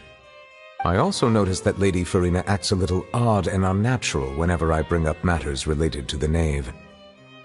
Could the knave be threatening Lady Farina or something?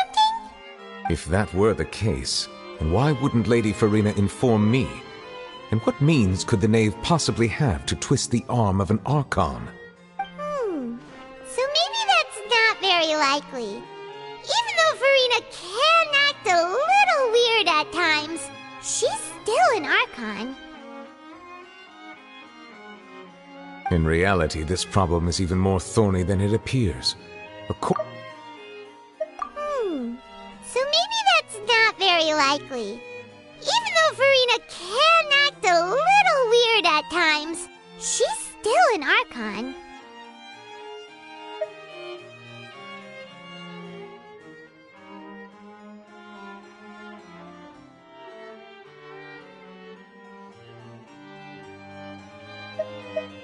The details are still unclear. We cannot rule out an escape, but there have also been no reports of him outside of the fortress of Meripede. Special guards oversee the fortress, and its internal systems are extensive. Combined with the special characteristics of the surrounding terrain, an escape should not be possible. I suspect that there's something else behind Child's disappearance. I was only willing to share this information with you because you are friends of Child, and it is my duty to see justice done. So this is what you wanted to see us about before? Yes. I would like you to go to the fortress of Meripede and investigate Child's disappearance. This was my proposal during our meeting with the knave. Rather than allowing her to intervene, I offered to send someone to find out about Child's situation and report back to her in detail. The knave did not seem satisfied by my proposal, but she still agreed to go along with it for the time being. Her words were, "We will talk more once we have that report." So that means we bought ourselves some time!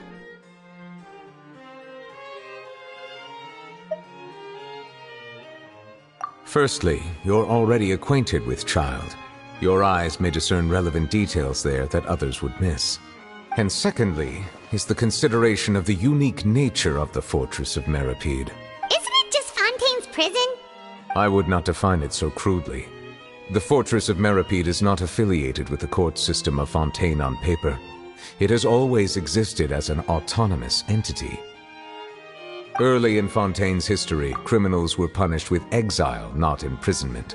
Even today, sentences against convicted criminals still include exile, just as before.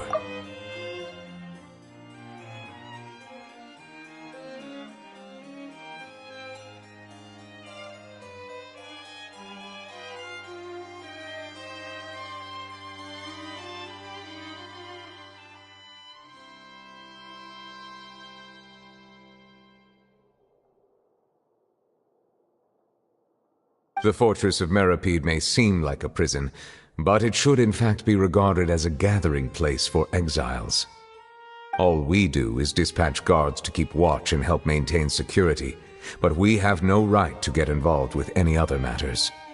Although I do have a personal relationship with the administrator there, neither myself nor the courts have the right to be directly involved with the investigation, no matter how serious the grounds. Gets it now. That's why you need us to conduct our own investigation as a third party, right? Correct. I will arrange false charges against you so that you may secretly investigate inside the fortress during your detention. This will save us a lot of unnecessary trouble. So, are you two willing to accept my proposal? Yeah, no matter how you look at it, it seems we're the best choice. Alright, we hereby accept this difficult task. Reluctantly. You two have my sincere thanks. This matter is of critical importance to Fontaine's current situation. Also, I hope that both of you can keep this operation a secret. We will rendezvous at the Fortress of Meripede's entrance on Irenaeus once you've prepared yourselves. I will arrange for someone to take you inside. Prepared ourselves? Is there something we need to prepare?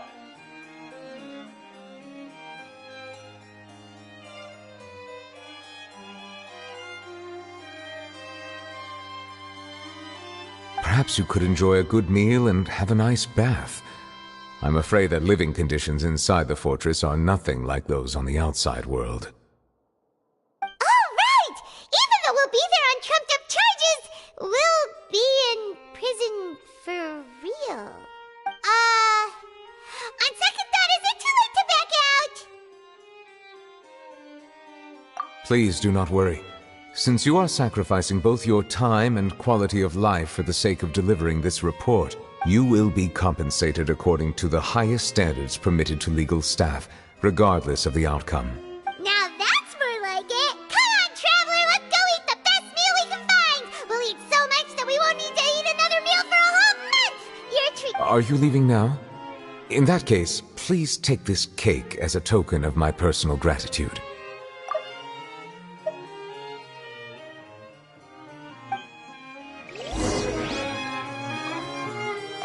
Oh, no need to thank me for it. Just be sure to enjoy it.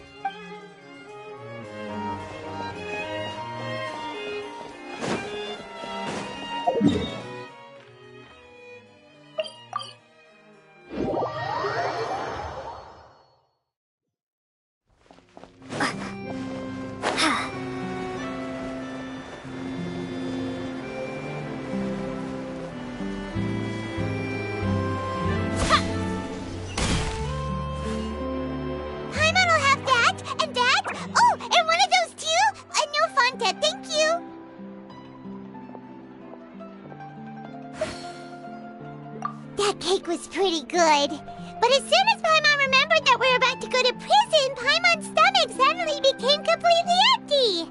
Now that Paimon thinks about it, we've always been super careful ever since we arrived in Fontaine. Just to avoid breaking any strange laws here. But here we are, about to willingly send ourselves off to the Fortress of Meripede. Maybe this is what they call fate. Let's just try our best to investigate everything quickly once we get there. Paimon doesn't want to stay in prison too long.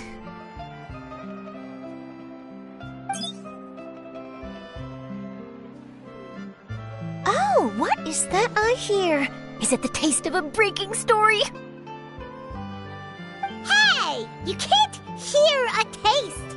And what are you doing here, Charlotte? Oh, don't remind me. I invited an eyewitness to a case to eat here, and I was planning to get some great material out of him. But he didn't even show up.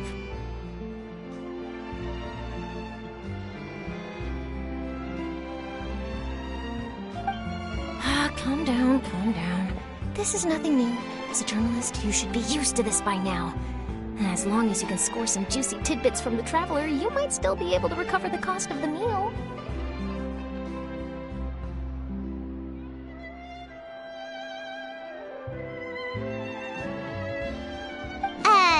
You know we can still hear you, Charlotte. Never mind. It's nothing. I just heard you mention the Fortress of Meripede. You didn't commit a crime, did you? Please tell me all about it. No way! We would never! We're just going there to...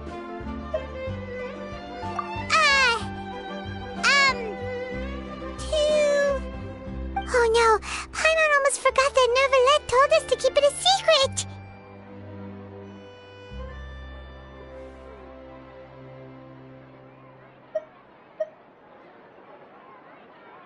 Huh? You're being arrested for that? Oh, but now that I think about it, I suppose that's not completely unreasonable. That's pretty despicable, almost as offensive as committing theft.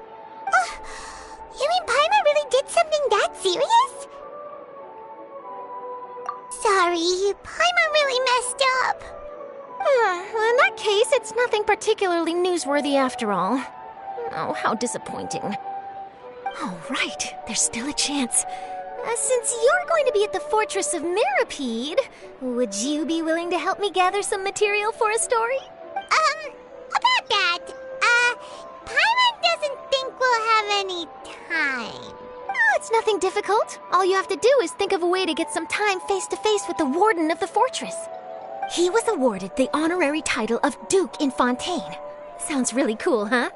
Only those who have made significant contributions to the nation have been conferred this title. It's incredibly rare. On top of that, the Fortress of Meripede has never been under the jurisdiction of the courts.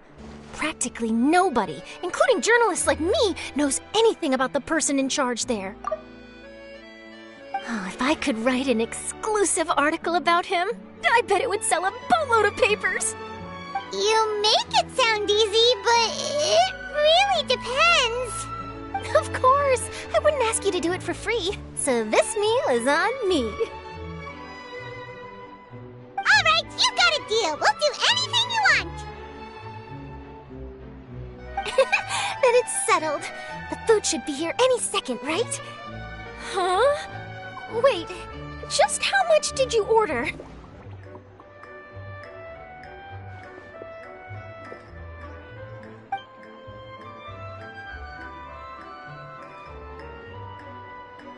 Oh, Paimon's so full.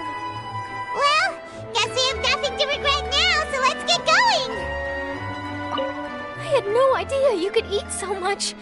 That didn't go according to plan. Please, please, don't forget about the material for my news article.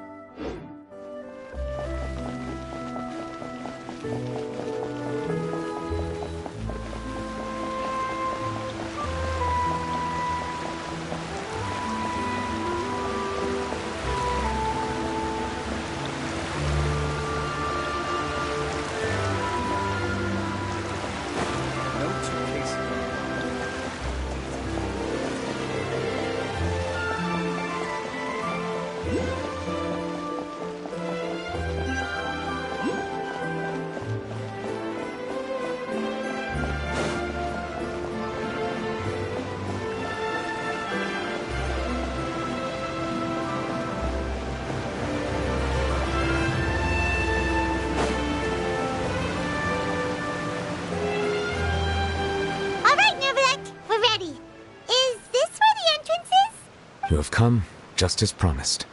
Yes, this is the one and only entrance to the fortress of Meripede from Irenaeus.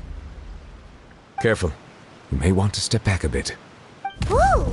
So you have to go down from here? Is the prison underwater?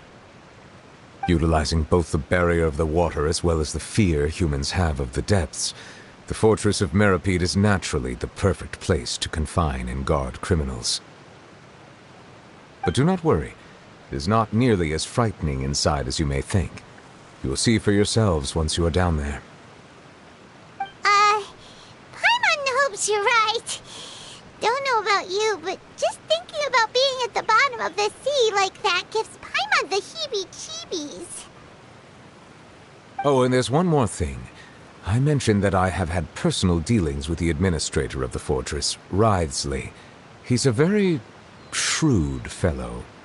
Yeah, we heard about him too. He's that Duke, right? Correct. He is the highest-ranking manager of the underwater prison. Even though you are going there to investigate at my behest, it would behoove you to avoid any confrontation with him or any of his subordinates.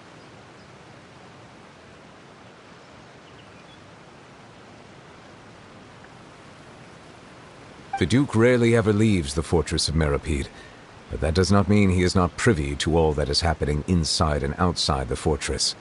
He is quiet, but not unaware, so please bear that in mind. All right, that's about all the time that we have to talk privately. I'm counting on you two. Don't worry, we won't let you down. Good. Madeline! I'm here, Monsieur Nervalet. These two are the newest convicts, I presume? Don't worry, they won't escape on my watch. Like we would try. Please follow me, you two. I'll process your paperwork for entering the fortress of Meripede.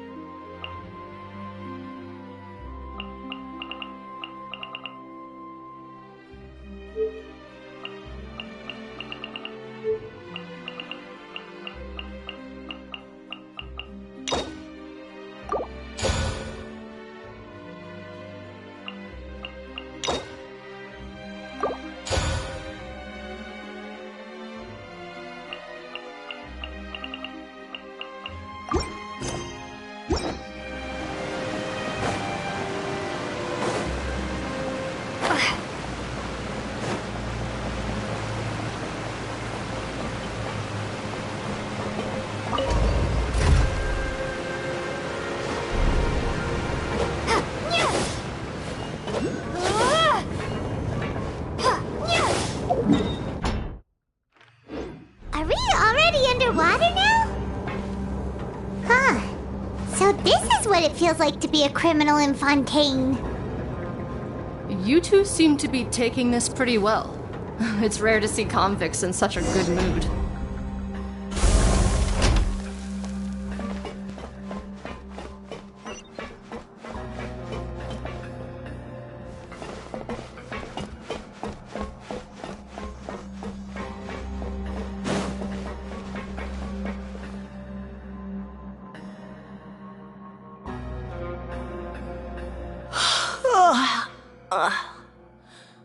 Oh, it's you, Madeline.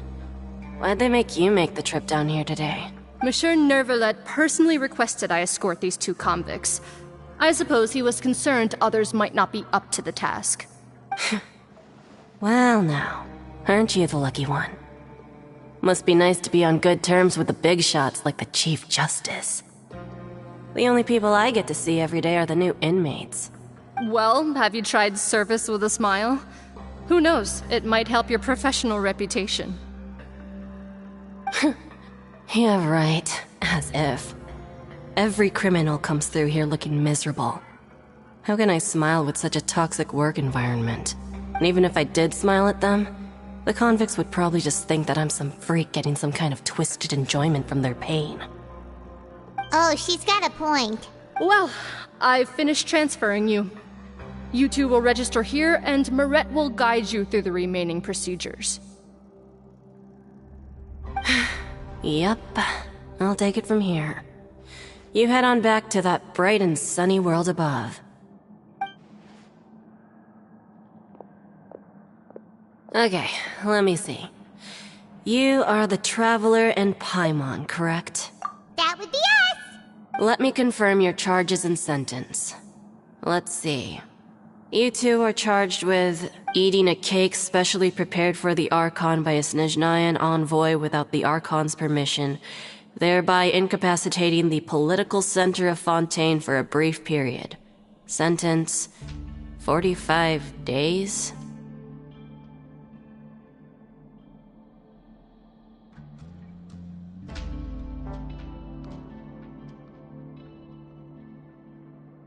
Huh?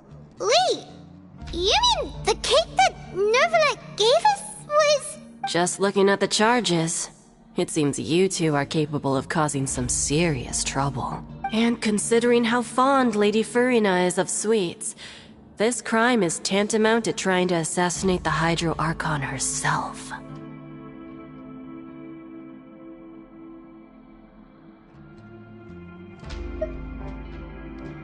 Now I've seen everything. Anyway, we still need to finish processing you before you can enter the Fortress of Meripede. Please stand in front of the board over there. I'll take your mugshots with my camera. Oh, all right. But be sure to catch Paimon's good side.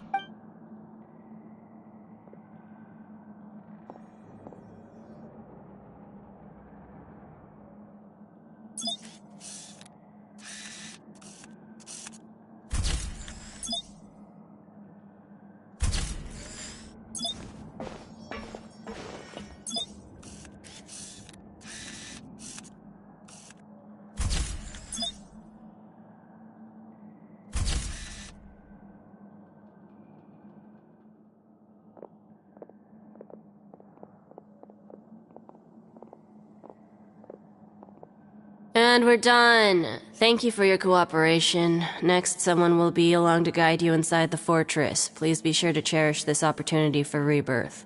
Huh? Rebirth? Isn't that a little much? We're only gonna be here for 45 days! You two are the new inmates, right? Follow me. Oh, okay. Paimon is Paimon, and this is the trap. Save it. Not like I'll remember your names. Move it.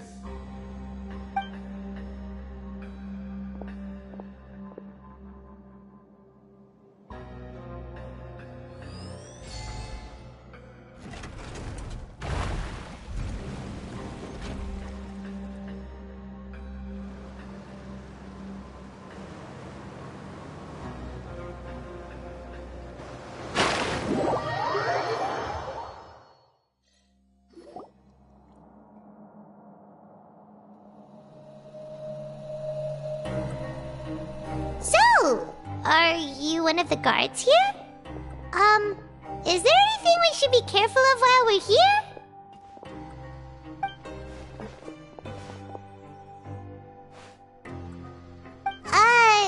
Did Paimon already ask something she wasn't supposed to? Why should I tell you anything? What's in it for me?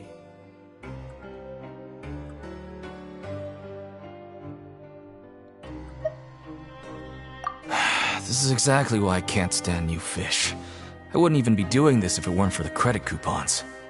Credit coupons? Alright, seeing as you're not the annoying kind that's getting dragged in here crying and blubbering, I guess I can tell you a few things. But next time, it'll cost you some coupons. Mora means nothing here. Here, we use credit coupons. Coupons can get you almost anything in the Fortress of Meripede. Desires? Fulfilled. You want power? No problem. Coupons can even change fate itself. So, credit coupons are a currency that can only be used here? It's not as simple as that. Like Moret said, everyone gets a chance at rebirth. No matter how much money or power you had before, it means nothing once you set foot inside the Fortress of Meripede. You have to start over and earn your coupons. Everyone starts from the same place, and you have a chance at a new, less terrible life. I guess that's the real purpose of the coupons. They symbolize true fairness and true justice. And this is also exactly why so many criminals choose not to return to the outside world, even after they've served their sentence. Oh, so that's what the Fortress of Meripede is like. Huh. Paimon was under the impression that it'd be more like a prison. It certainly ain't all sunshine and roses here, but it's also not the worst place to be. You'd better take a good look at the scenery now. It'll be the last chance you get for a while. After being away from the sunlight for so long, even the terrifying depths of the sea start to feel like home. It just stops feeling oppressive, you know? Oh, I'm actually an inmate like you two. Welcoming newcomers is a job I've picked up to earn some extra coupons.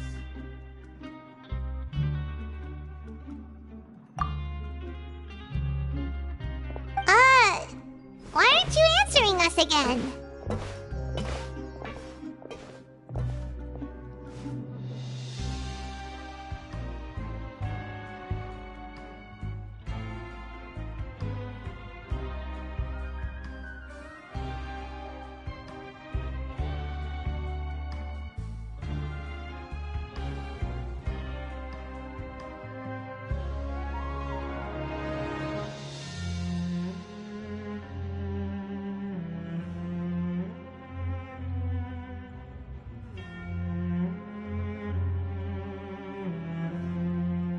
I've told you enough for free. Any more info is gonna cost you. So all you care about is Mora! Wait, no. Coupons? Almost there. It's down through here. You're...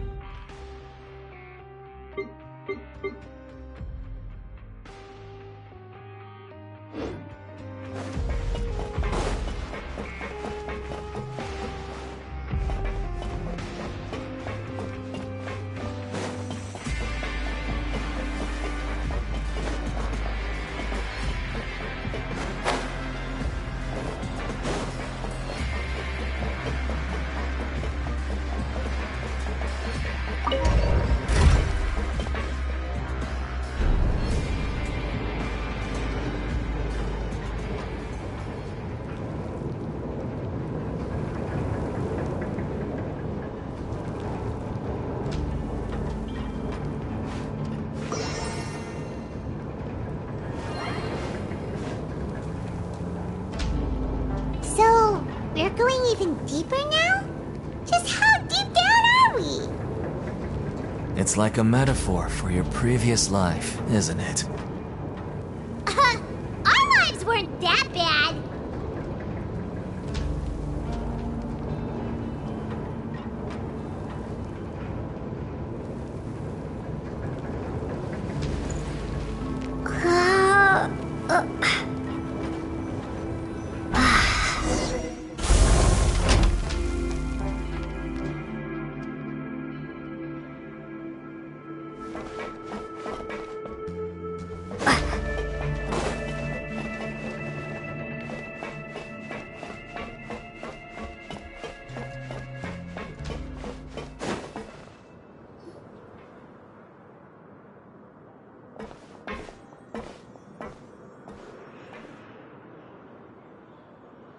So this is the actual entrance to the Fortress of Meribed?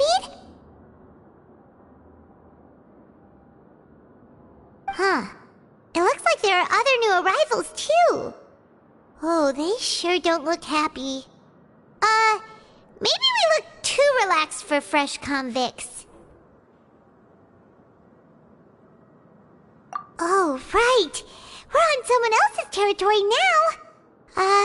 We need to think of a good way to act like criminals to get by. If we're discovered, even Nervalette might not be able to rescue us.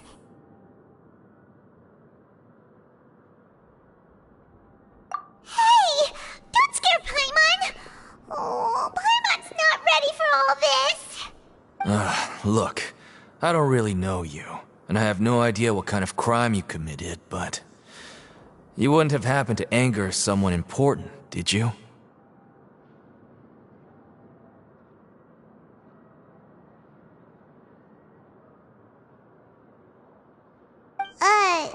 Someone important? Paimon doesn't think so. Wait, why are you suddenly trying to talk to us now? Now's not the time to worry about that. Anyway, it's over there, so you just go on over there by yourselves. I've done my job, so good luck. What was that all about? Wait a second. Are there usually so many garter mechs around here? They're already onto us? Prisoners numbers 7459 and 7560. Welcome. Oh, no need to be anxious. These Gardamex aren't here to attack you. In fact, they're here as your honor guard. When I heard that you were friends of Monsieur Nervalette, I had the Gardamex come and wait in formation. Wait! You know about our connection with Nervalette? The seafloor isn't as cut off from the world as you might imagine. However, I'm afraid that I know nothing more than that you are friends of the Udex. And as you can see, committing a crime means being sentenced here, even if you're friends with the Chief Justice. Quite fair. The Duke! Greetings, Your Grace. Lovely weather today, isn't it? Oh, greetings, my good fellow. Well, I'm willing to imagine that the weather is as good outside the sea as you say it is. How great it would have been if only the Fortress of Meribed had been built on the coast, huh? It would have been so convenient to enjoy a nice chat in the sunshine.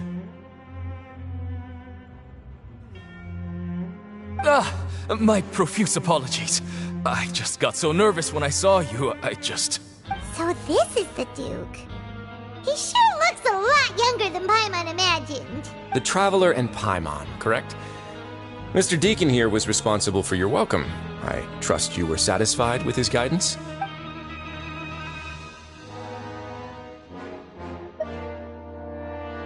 Outstanding! Well, Deacon, I recall we discussed fate during our last work meeting, I believe that fate will reward all those who take every aspect of their work in life seriously. When you return to your bunk, you'll find the guards have issued some extra credit coupons to you. Oh, thank you. Thank you, Your Grace. Oh, and you too. I can't believe you gave me such praise. If you need anything in the future, anything, please, come find me anytime. No credit coupons necessary. Well, I believe that concludes the introductions. We've already taken enough time here. Deacon, if you would. Yes, Your Grace. I'll take my leave now. Please, follow me. To make you feel more welcome, I'll show you around the various facilities of the Fortress of Meripede. I hope it'll help you adjust to life here. He's going to personally give us a cure? Huh. Paimon can't figure out what this guy's thinking at all. No wonder Charlotte's so interested in him. He's one of those mysterious types. Alright, let's keep up with him.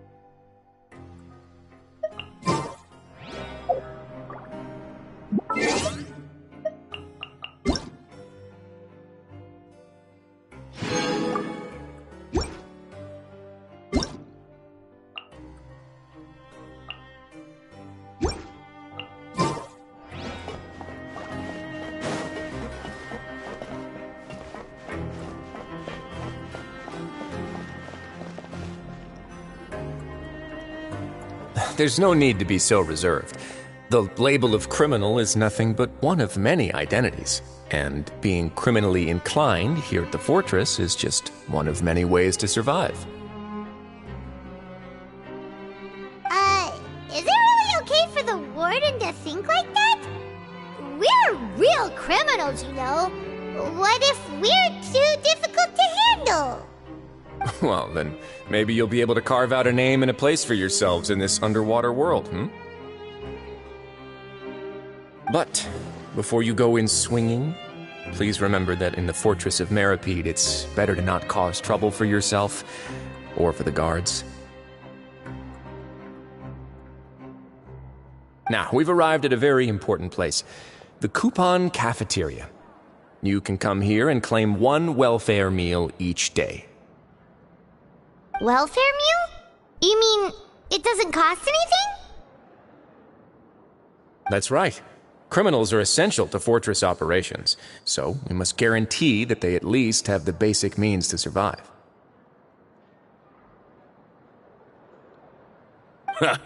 But that's not how it was. Back in the day, it cost you credit coupons just to get a cup of water here.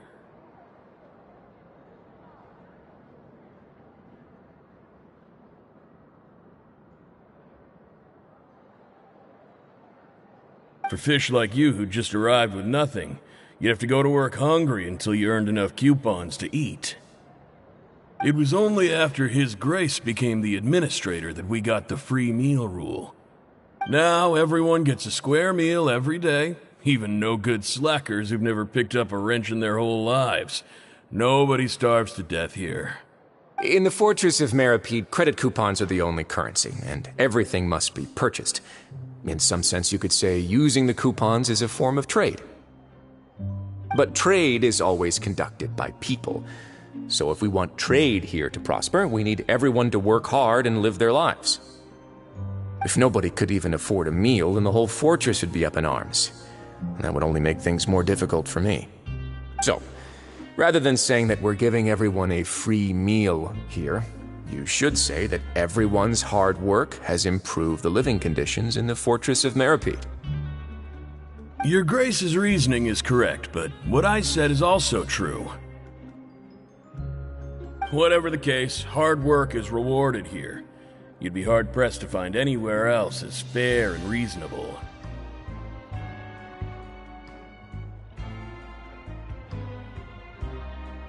Right! Paimon sees your point. By that logic, this place doesn't seem so bad after all. Oh, wait, no. We shouldn't drop our guard so quickly. But it seems the inmates really respect the Duke because of his attitude, right? We should still try to verify the truth with our own eyes. Let's continue this way.